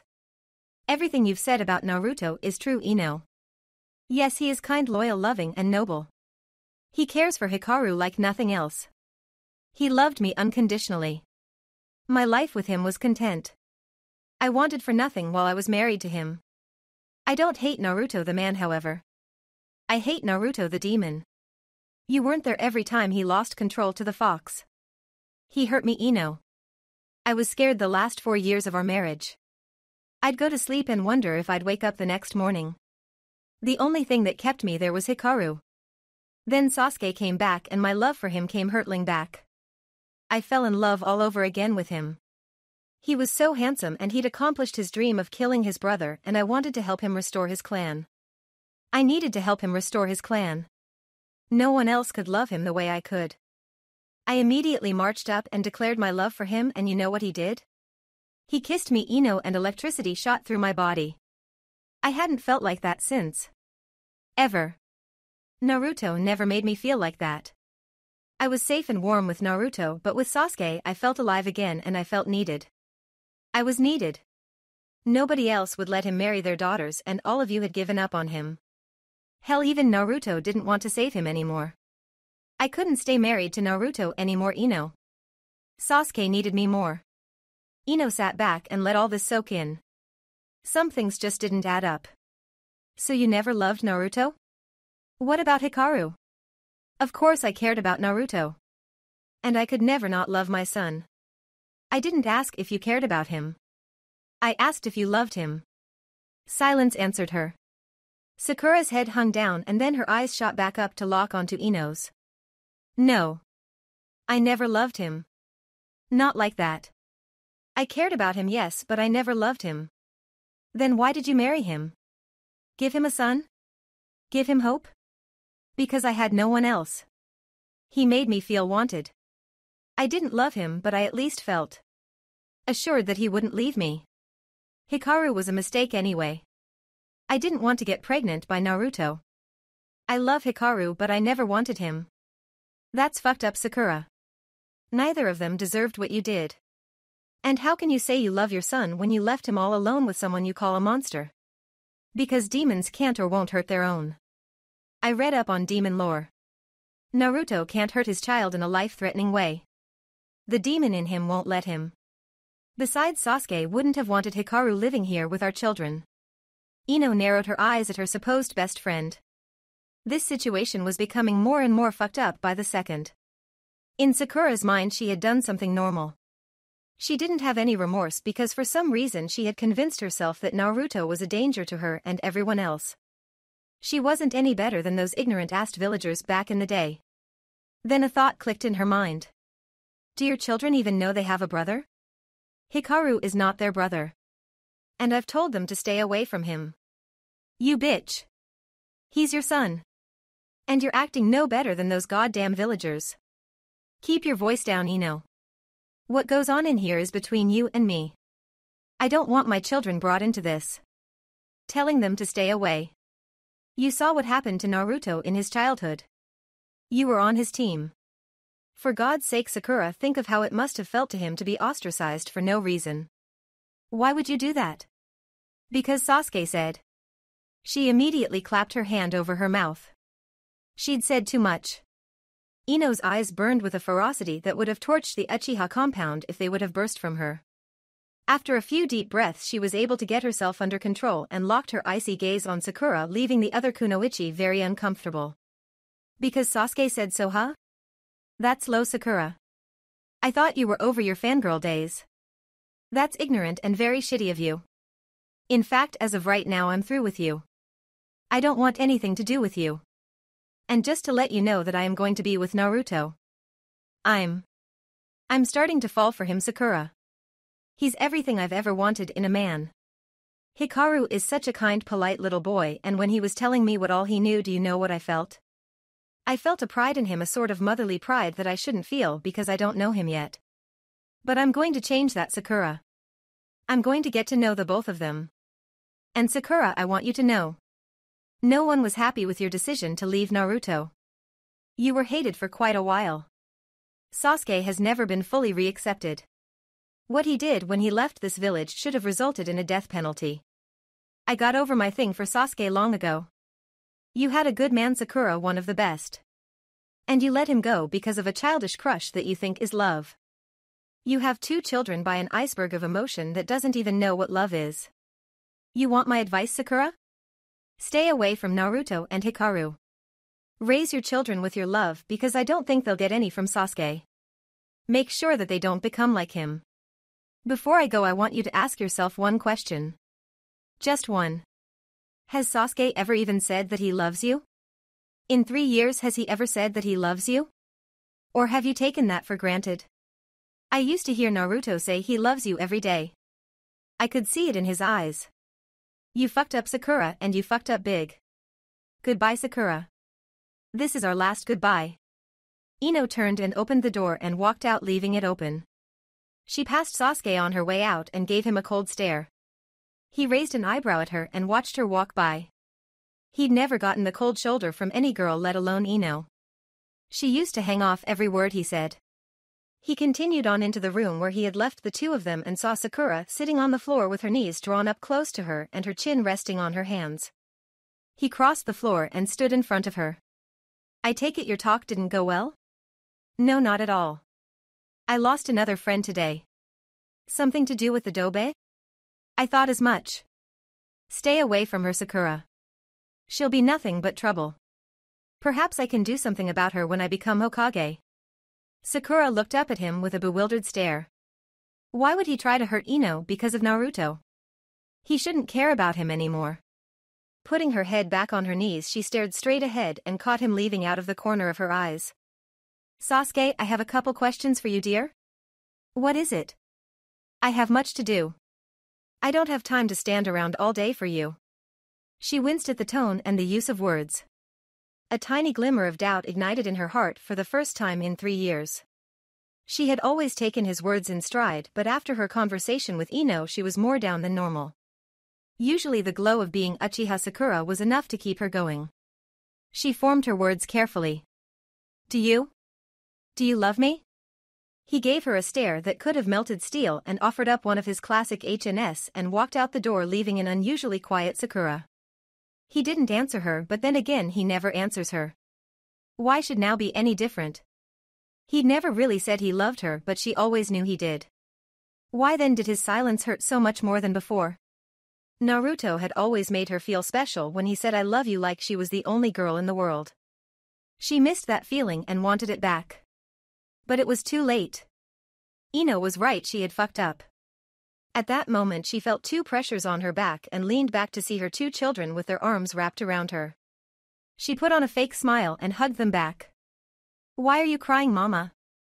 Did that blonde lady say something mean to you? No dear, I was just remembering someone from my past. A friend that I treated wrong. But don't worry about that.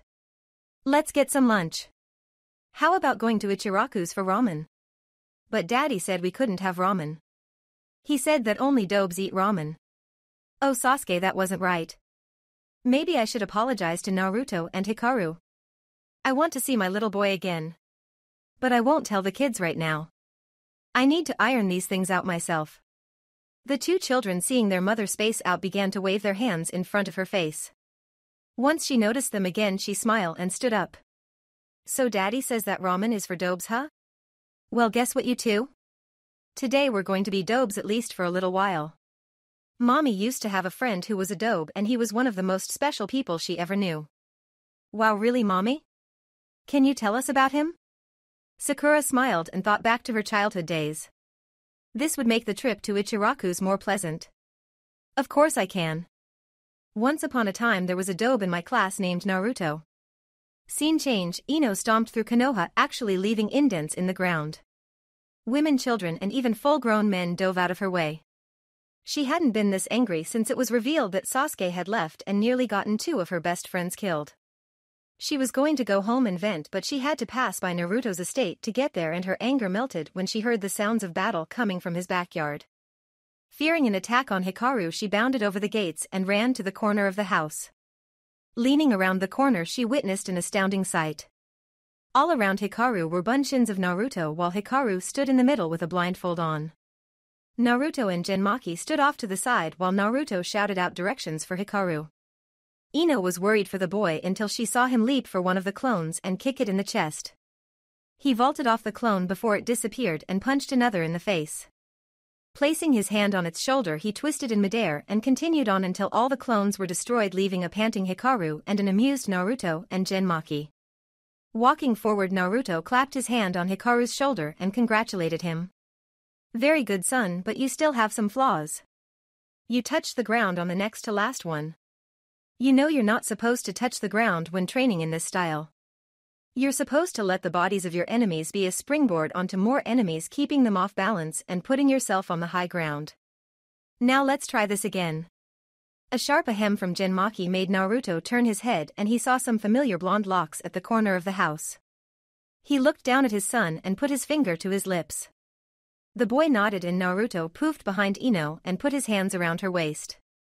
She squealed and struggled while Naruto tried to contain his laughter. Ino, damn it, stop struggling. It's me. I just wanted to surprise you.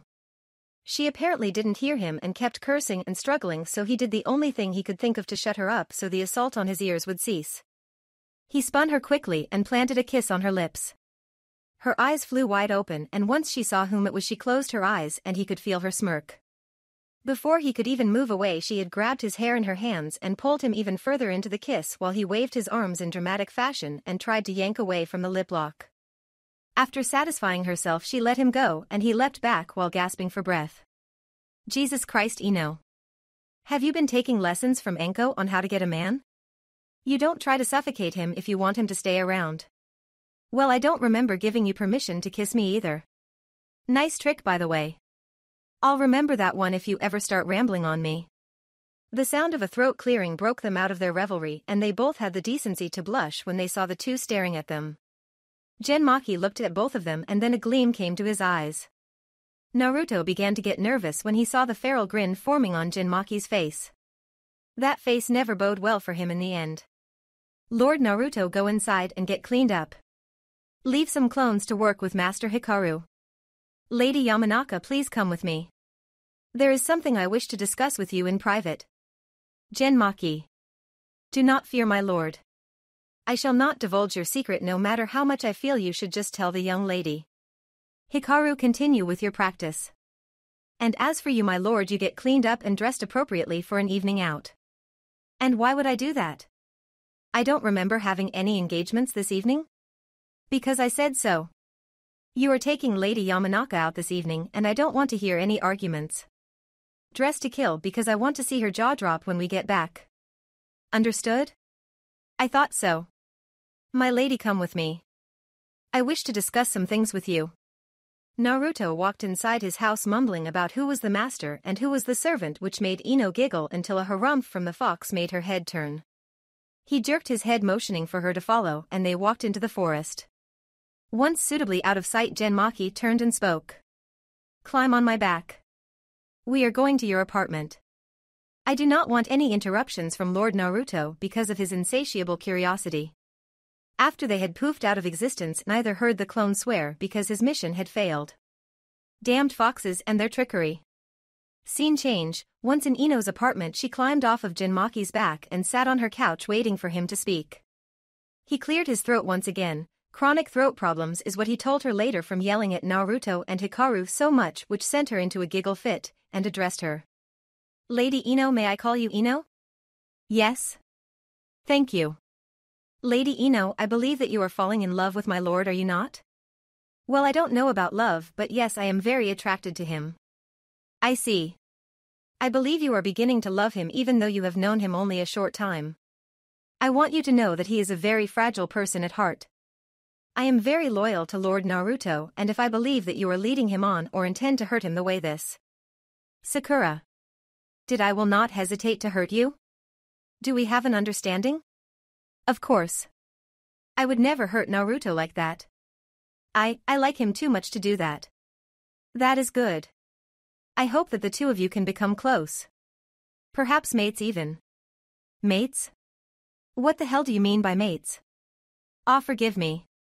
Mates to foxes are the same as spouses to you humans. I wish for the two of you to achieve this. I believe in my heart that you will be good for him.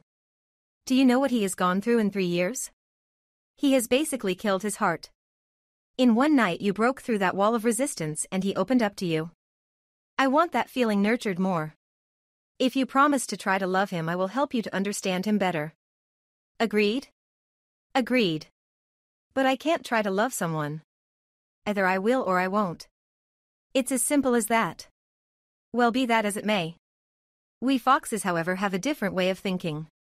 You do not know it yet, but you do love him just as he loves you. It is an instinct that allows you to select your mate. This Sakura was not meant to be my lord's mate, no matter how much he wanted her to be. It was not meant to be. You two are, however. I will make you a deal. You try to heal my lord's heart and at the same time fill the hole in your own, and I will tell you how to bring down one wall of resistance. Deal? Deal. But how did you know that I was lacking companionship? Your smell, my dear. You haven't been with a male in a long time. You lack the scent of anyone but Lord Naruto on you. As for the method of breaking his wall, I would suggest you wait until the two of you are dating, as you call it, to use it. You've seen his birthmarks, correct, on his cheeks? Those are not birthmarks, they are actual whiskers. And they work just like mine do. Rub them in a relaxing manner and he will become relaxed. Rub them when he's aroused and he'll be putty in your hands. Rub them violently and he'll more than likely kill you in a rage. In a relaxed state his hinge will drop and reveal his true look to you. Do not be afraid. I believe he will be, how do you females put it, cute. So those aren't birthmarks? And they'll do all that? Hee, I know what to do with him now. I promise I won't use that trick until after we're dating, however. And I will not be put off by his true appearance. I know that Naruto is a good man. I will not be frightened or disgusted. On my honor. Excellent. You are an excellent choice of mate. Strong-willed. You will challenge my lord. Now go get ready for your date. Make sure you dress to kill because I want to see his jaw drop when we get back. Isn't that what you told Naruto? Genmaki just grinned evilly and began to laugh. Of course it is. I just want to see you two fools' faces when you look at each other. I'm sure it will be quite the spectacle. He never saw the copy of Ika aimed at his head.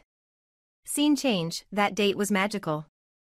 And of course Genmaki got a good laugh at their expense when they both had to scrape their jaws off the floor. His reward was 1,000 years of death that sent him flying. After 2 months Naruto and Ino acknowledged their relationship to their friends and everyone was happy for them. Naruto was finally back to his old cheerful self and everybody was happy. The sunshine of Konoha had come again.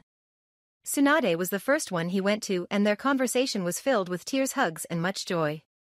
She had refused to acknowledge Sasuke as her successor and had flat out refused to teach him anything about the job. The first day he showed up to be taught, she had threatened to break his manhood off and send it to Sakura in a paper bag if he didn't leave her office. She never saw him again, although she did hear that he had complained to the council.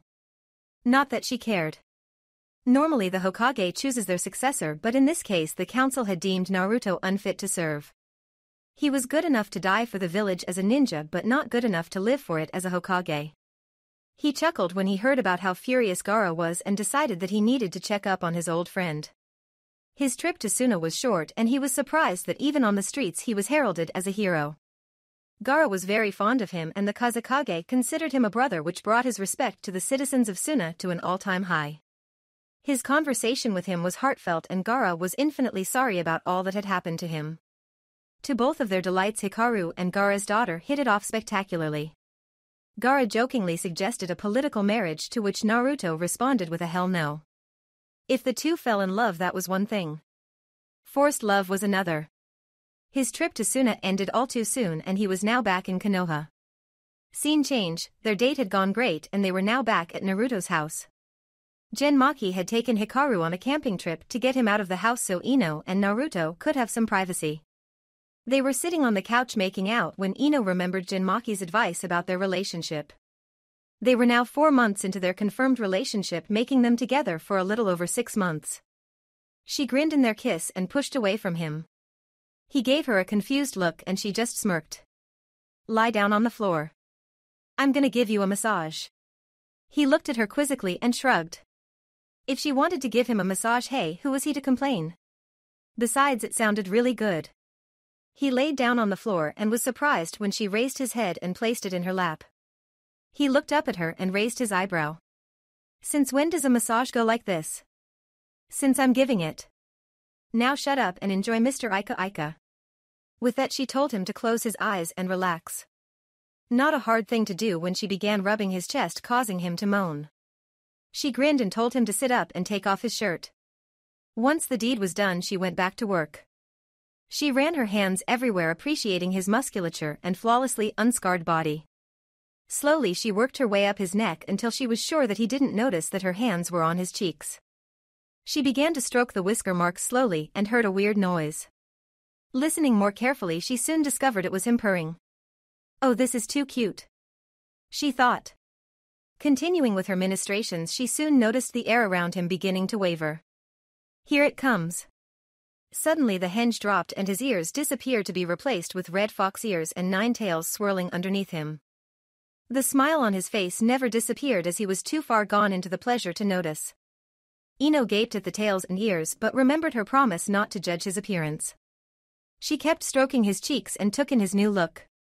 His hair was longer than usual and had red streaks at the end. His fangs and claws were more pronounced and overall he gave off an erotic, exotic aura. His purring had not ceased and his tails were wagging around. One of them was knocking against her leg in a happy wag and she struggled hard not to giggle. She wasn't frightened by his appearance, she cared too much about him to be scared. Hell, to her he looked even more adorable than before and… oh, what the hell, she had what she thought was the hottest guy around. And he was all hers. Not thinking, she took one hand off his cheeks, causing him to nuzzle into her other hand more and began scratching his ears. She couldn't stifle the giggle when the tails thumped harder and his leg began to shake in a decidedly canine fashion. His smile grew larger and larger until she couldn't contain it anymore and laughed joyfully out loud. This brought him out of his stupor and he looked up at her lovingly until he saw the tails out of the corner of his peripheral vision.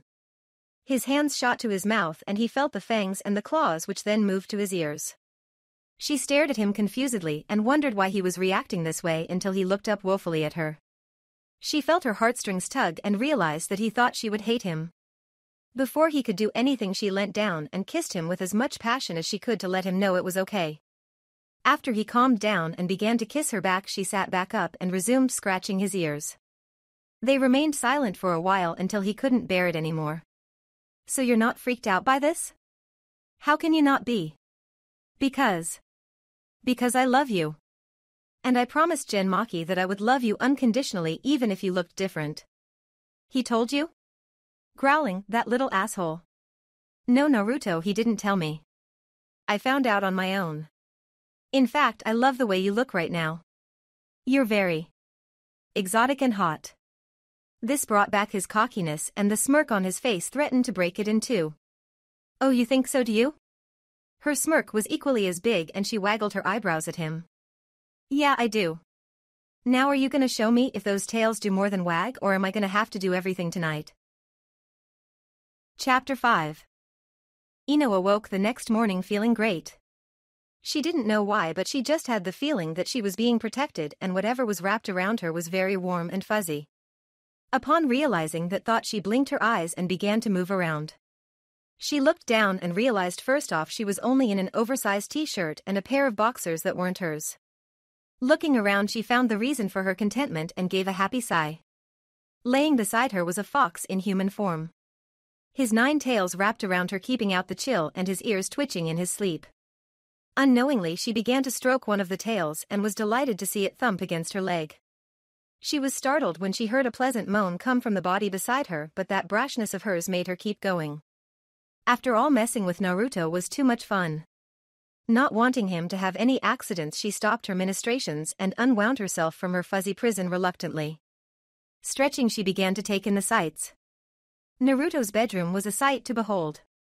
Weapons decorated the walls and suits of samurai armor stood along the wall across from the bed. A fireplace stood on the opposite end with 2 leather armchairs in front of it. The room was huge, almost the size of her whole apartment. She loved it and hoped to see more of it in the future. During her tour of the house last night, she had noticed that while the house as a whole was charming and cozy, it needed a woman's touch. Naruto and Hikaru were the epitome of bachelors, only having the bare necessity of items and pleasantries. This would have to change. Out of the corner of her eye, she noticed a desk with a notebook opened on top. Curiosity getting the better of her, she sauntered over and flopped into the chair and began to read. After several minutes, she put the notebook back where it should have been and readjusted the pages. Putting her hands to her cheeks, she realized that they were on fire from blushing. Naruto was writing an Ika Ika book where she was the star. Hell, he'd barely even changed the name. She was somewhere between turned on and pissed when she felt a pressure on her back and something soft and furry stroke her cheeks. Leaning back, she saw a wide-awake Naruto with a huge smile on his face. So you've been reading my work without permission? TSK Ino. I thought you knew better. But seeing as how you've read it now, what do you think? Am I worthy of being the writer of Ika Ika or what? Ino looked back down at the notebook and began to think. He was a great writer, that was for damn sure. And being immortalized in a book sounded really great. But on the other hand, she was going to be in his dirty little book and everyone knew about their relationship. She couldn't be seen in that light. Her parents would kill her first and him second after they got through trying some of the things he wrote. She was brought out of her musings by a tickling warm feeling and looked down to see he had his tails woven around her. She giggled and stroked them before looking back up at his face. I like it. But you ever write about the things we did last night, and I swear I'll have a new fur wrap for my shoulders. Got it? The sugary sweet way it was said did nothing to help the dark undertones of what she was saying. With a gulp, Naruto just nodded his head yes. Seeing her smile in victory, she was getting way too many wins for his taste. He decided to have the life-changing conversation he'd put off since last night. He would have done it yesterday, but a certain blonde had latched herself onto him, and well, luckily Hikaru wasn't around to see the collateral damage. Ino smiled in spite of herself. Who knew that tails were so useful, or that fox ears were apparently so sensitive? She'd had him at her beck and call, and all she'd done was scratch his ears. Her thoughts were broken when she heard Naruto sigh. Come into the living room, Ino. I'll make some tea and we can discuss why I look like I do and where we go from here. She nodded dumbly and made her way to her favorite couch. Picking up a blanket and spreading it over her legs, she propped herself up on some pillows and waited. Soon enough Naruto reappeared carrying a tray of tea and some cookies and set them on the small table in front of her. He poured her a cup and handed it off, settling into the cushion beside her. She took a sip of tea and sighed. Naruto was an excellent cook and he always made the best tea. Cutting her eyes sideways, she saw him sitting there with a far-off look. Before she could ask what's wrong, he cleared his throat. "Ino, did you mean it last night when you said you loved me?" Yes. I do. It's taken me a while to realize it, but I believe I do. Do you accept me as I am? Would you hate me if I am something I don't appear to be? I'm not everything you see on the surface, Ino. There's more. And I don't know how you'll take it. But for us to have anything after today, I'm going to tell you everything. Then tell me everything. I'm pretty sure that there's nothing you can tell me that would make me hate you, Naruto. Besides, you look pretty cute as a fox boy and I wouldn't change that for the world. Yeah, that's funny. We'll see if your tune changes or not. God, I hope not. Truth be told, Ino, I'm starting to fall in love with you. I can't help it. There's something about you that makes me feel safe and wanted, like you'll accept me for me. All I ask is that you don't ask me any question while I talk. This is difficult for me and I want to be able to tell it my way. Now I know that you know of the Kyuubi and how it was sealed into me. You know of my childhood and how I grew up. You know of how we defeated the Akatsuki. You know that I am the Toad Sannin. You know that I am Uzumaki Naruto, the son of the Yondaime Hokage. You know of my failed marriage to Sakura and my shattered dream of being Hokage. What you don't know is that there are reasons for it all. Some I know, some I don't. I know why the Kyuubi was sealed into me, but I don't know his reason for attacking the village. Every time I spoke to him, he was a complete asshole. I hated him, but he kept me alive all these years, so I can't really complain. I know we defeated the Akatsuki, but I don't know why they wanted all the bijou except to rule the world. I am the Toad Sannin, but I don't feel I deserve the title and I won't be able to keep it long anyway. I am the son of the Yondaime, but I have never been a son to anyone. I am a father, and yet at times I feel I have failed my son because of what his mother did. I don't know why she left, but I know it was not because of my appearance now. She doesn't know about this, no one knows but you and Hikaru. Tsunade doesn't even know. I didn't change until after Sakura left. It's complicated, but you deserve to know. The day after she left, I was trying to comfort Hikaru when a small pillar of flame burst next to me. I didn't know what was going on, so I leapt to my feet and put my back to the wall. Out of the flame stepped a small black fox with an ethereal glow about him. He looked around the room and then looked at me. He raised his head and then bowed low. He called me Lord Kyuubi. I didn't know what to think and demanded to know what he meant. He informed me that the old Kyuubi was soon to be dead, totally integrated into my system, and that made me the holder of the title Kyuubi. I was dumbfounded to say the least. He kept on with his explanation that since I used most of my power to keep the old Kyuubi at bay, that I had the power base of 2 nine-tailed bijou. I was in essence a god among men. Imagine, Ino, losing your wife one day and then finding that you are now considered the commander of a Vulpine army, a legion totally loyal to you. But there was one problem, he said. I was still human. To attain my power, I would have to completely absorb the old Kyuubi and take my rightful place as a demon king. I couldn't believe what he was asking me to do. Become a demon? That's what I had strove to prove I wasn't my whole life. But the more I thought about it, the more I didn't care. Why risk my life for people who didn't care for me when I could accept this power and keep my son safe? I could accept this power and rule a new people as a king, not just a Hokage. At the time I still didn't know that being Hokage was inaccessible to me, but I thought I could have the best of both worlds. Childish, yes, but who in history could claim to be a demon and the Kage of Konohagakure? I agreed to this fusion of sorts and the fox began to chant. I became lost in his words and felt my mind collapse in on itself. Everything became a blur and I found myself in front of the cage of the Kyuubi one last time. It thrashed and cursed me, but I paid it no mind. The closer I got to the gate, the more frantic it became until it was foaming at the mouth. I simply took hold of the small paper that said seal and whispered Kai. Ripping the paper off, the gates flew open and I was pushed back into a wall across the room. I watched in horror as the voice of that black fox bounced off every wall and the Kyuubi held in anger. The last thing I remember it saying before all of its essence was sucked into me was that it was betrayed by its own people. While saddened by any betrayal, I couldn't feel too sorry for it since it ruined my life and showed no remorse because of it. Once I snapped out of my own mindscape, I saw Hikaru standing across the room looking at me with curiosity and fear. I stepped forward and called out to him, and when he heard my voice he launched himself into my arms and began to cry. I soothed him as much as I could until I felt a foreign furriness wrap around us both. Looking around, I saw that I had 9 red tails whipping around me. Snatching my son off the ground, I ran into the bathroom and frantically looked in the mirror. My human ears were gone and my fangs were longer. Red ears sat atop my head and the tails whipped about, mirroring my confusion and horror. Suddenly I felt a weight on one and looked down to see it tickling Hikaru and making him laugh while he played with it. Oh, the mind of a child to be able to see the good in such a thing. It warmed my heart, and in the back of my mind I felt happy since my son loved how I looked now. It made me cuddly, he said, and I couldn't deny him his logic. Walking back into the living room, I saw the black fox sitting on its haunches waiting for my inevitable questions. I carried my son with me and sat in my chair with him on my lap.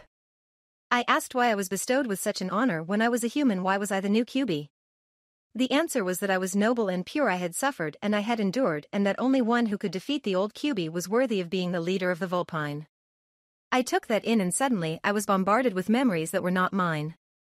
Visions of a golden throne and foxes running everywhere swept across my mind. The foxes were afraid of me, and I was a terrible, powerful being. Asking what the visions meant, I was given the explanation that by absorbing the old Kyuubi I must have taken more than power. I took his knowledge. Fearing for my son's life if I inherited his bloodlust as well, the black fox sighed, guessing what I was thinking by the look in my eyes, and told me that only memories and power were absorbed, not traits and characteristics. I asked why I appeared as I did and was told that he didn't know. Perhaps it was because I was the first human turned demon, or because I subconsciously wanted to retain a part of my humanity. I took all this in and filed it away. I felt Hikaru playing with my tails again and smiled. I asked what would become of my son and was told that he was human. He would never be demon. I sighed in relief and asked if he carried over any of the old Kyuubi's traits since he had whiskers. The black fox smiled and told me that I had awakened a new bloodline, one of power and fortitude. My descendants would be powerful at young ages, and they would be nearly invincible in battle due to a heightened regenerative state. I smiled even wider, knowing that out of all my turmoil my son had a great gift, and this was enough to ease my troubled heart slightly. Having all my troublesome questions about my and my son's well-being answered, I turned to my new advisor and asked what the Vulpine would need of me. My answer was that I would need to find a mate. One who was strong and beautiful and could help me in my days as ruler. I was to come to the realm of demons and rule wisely and with kindness. The old Kyuubi was a tyrant and they felt no loss in losing him. All they required was that I use my gifts as Uzumaki Naruto to make the Vulpine the greatest of all demon clans. I agreed wholeheartedly until I remembered the remark about a mate and I became crestfallen. Nobody would love a demon, and I knew this from the bottom of my heart. I asked what would happen if I didn't find a mate and was told that I would be removed from power and killed. I needed a mate so that a lineage could be established. Hikaru was a human, and no matter how powerful he was not immortal as I was now. This amazed me. I'm immortal. How then was I supposed to find a mate that would live as long as I? The black fox smiled and said that my mate would receive my mark and a measure of my power and immortality. She would be more powerful than the strongest Kage, and her kits would be great and wonderful. But how was I to find such a woman when the one I loved with all my heart had just walked out on me? I was 20 when Sakura left me. The black fox said I had 5 years to find a mate or I would be removed from power. I nodded my head in understanding and then realized I hadn't asked his name. He smiled and told me his name was Genmaki. Hello to the both of you, Lord Naruto, Lady Ino. We have returned from our trip. Hikaru bounded across the floor and leapt into Naruto's arms and gave him a hug. Naruto returned it with some of his tails, which sent Hikaru into a giggle fit. Ino smiled at the heartwarming scene until she remembered their conversation and went wide-eyed at the implications. In a small voice she called out to Naruto, halting his and Hikaru's tickle fight. Naruto, are you saying that you need a mate or you'll die? Yes, that's what I'm saying. I have a little over 1 year left before the Vulpine Council of Elders comes to view my mate. Genmaki here believes that you would be a most wonderful vixen, and so do I. Oh, a vixen am I? I thought I was your girlfriend and here I am just another vixen. Now Ino, don't be childish. This is serious. You've just found out my biggest secret. I'm a demon with a human child. I'm a ruler of a vast legion of foxes from another realm. I am QB now. Aren't you frightened? Why would I be frightened of my love? You've never been a demon to me in mind or deed. Just because you physically are one doesn't mean you are in your heart. You'll always be Naruto to me. I love you for you. You treat me better than any man ever could, and you're a wonderful father. And after hearing your story, I've made up my mind. Fearfully, Naruto asked what decision she had made. I'm yours now and forever. Consider me your new queen, oh mighty king of Bijus. Now the only question is where to put that mark? Oh, I know. Naruto in his bliss leaned in, wondering where she wanted his mark to be put. Genmaki detected the teasing lilt in her voice, however, and readied himself for Naruto's downfall. You can just put it on my ass since you seem to like kissing it so much. Naruto just sat there with a stunned look on his face while Genmaki and Hikaru died laughing at the stupid look on his face. Ino covered her mouth so she wouldn't giggle, but the dumbfounded look on his face was too much and she laughed long and hard. Naruto broke out of his gaze and fixed them all with a glare before a low growl caught in his throat, making them all stop. His teeth swept back in a sneer and his fangs were bared, his ears thrown back in anger and his tails whipped around in a frenzy. They all gulped, thinking they had sent him over the edge, when suddenly the sneer turned into a frighteningly familiar smirk. So you make fun of the mighty king of the foxes, eh? Not the brightest mortals around, are you? And you, my faithful retainer, I thought you had more common sense. Prepare yourselves for my wrath. Ino stood there stupidly, but Hikaru and Genmaki yelped and tried to make it to the door. They knew what his wrath meant and tried to get away. Suddenly a tail encircled them both and brought them back into the center of the room.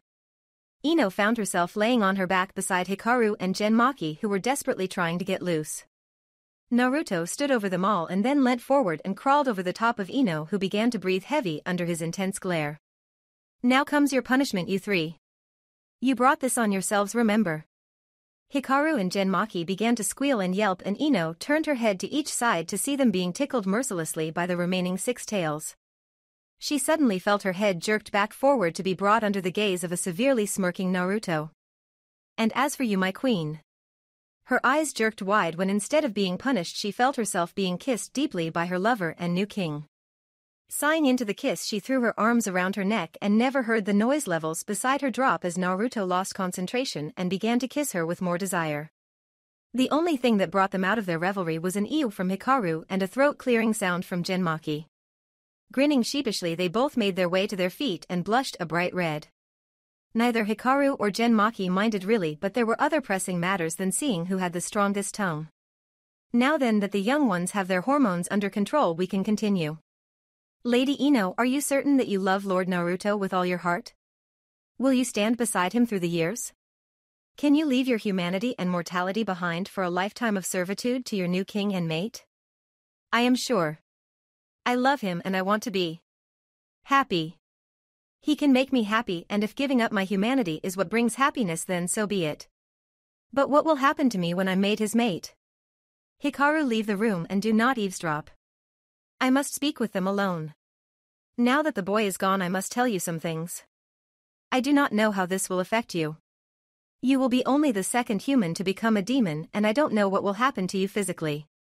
On a mental and spiritual level, you will be able to feel how your mate feels, and you will feel a deepening of love for him. You will be able to communicate with each other telepathically due to your bond, and this will be of great importance should either of you ever be in trouble. I don't know anything else. Will the mark hurt? Where will it be? Well, unfortunately, no matter how funny it might have been, it won't be on your ass. That would be awkward for both of you, seeing as Lord Naruto has to bite you for it to take form. The neck is the easiest place, since you have to bite him as well once your transformation is complete to seal the deal. Now get hopping, you two. I'm sure Hikaru wants to play with his new mother. New mother? But we're not married yet. I can't be his mother. Oh please. You will be mated on a level more deep than a mere marriage by law. And you have been more of a mother in 6 months to that boy than that Sakura was his whole life. Now bite her, Lord Naruto. Naruto stepped forward and gripped Ino by the shoulders. She was afraid, but when Naruto uttered "I love you" in her ear, all her fears went away. Baring his fangs, he bit into her neck at the base where her shoulder met, and she shivered with delight. Instead of pain, she felt warmth, love, and desire. Naruto stepped back to watch his handiwork and was astounded to see what was happening. Ino stood bathed in a white light, and she curled up on the floor with a whimper.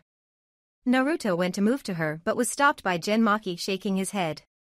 After a few more moments the light faded, and there on the floor lay Ino transformed. Her human ears were gone and were replaced by purple ears on top of her head that wiggled back and forth catching sound. Her one tail waved behind her, and when Naruto knelt to pick her up it entwined with one of his. He smiled at this and lifted her lips up to see the enlarged fangs. To him she was absolute beauty magnified 1,000,000 times. Setting her on the couch, he put her head in his lap and stroked her ears, earning him a contented purr. Jinchuuriki smiled at the scene and his heart was lifted. Here before him was his new king and queen, and he couldn't be happier.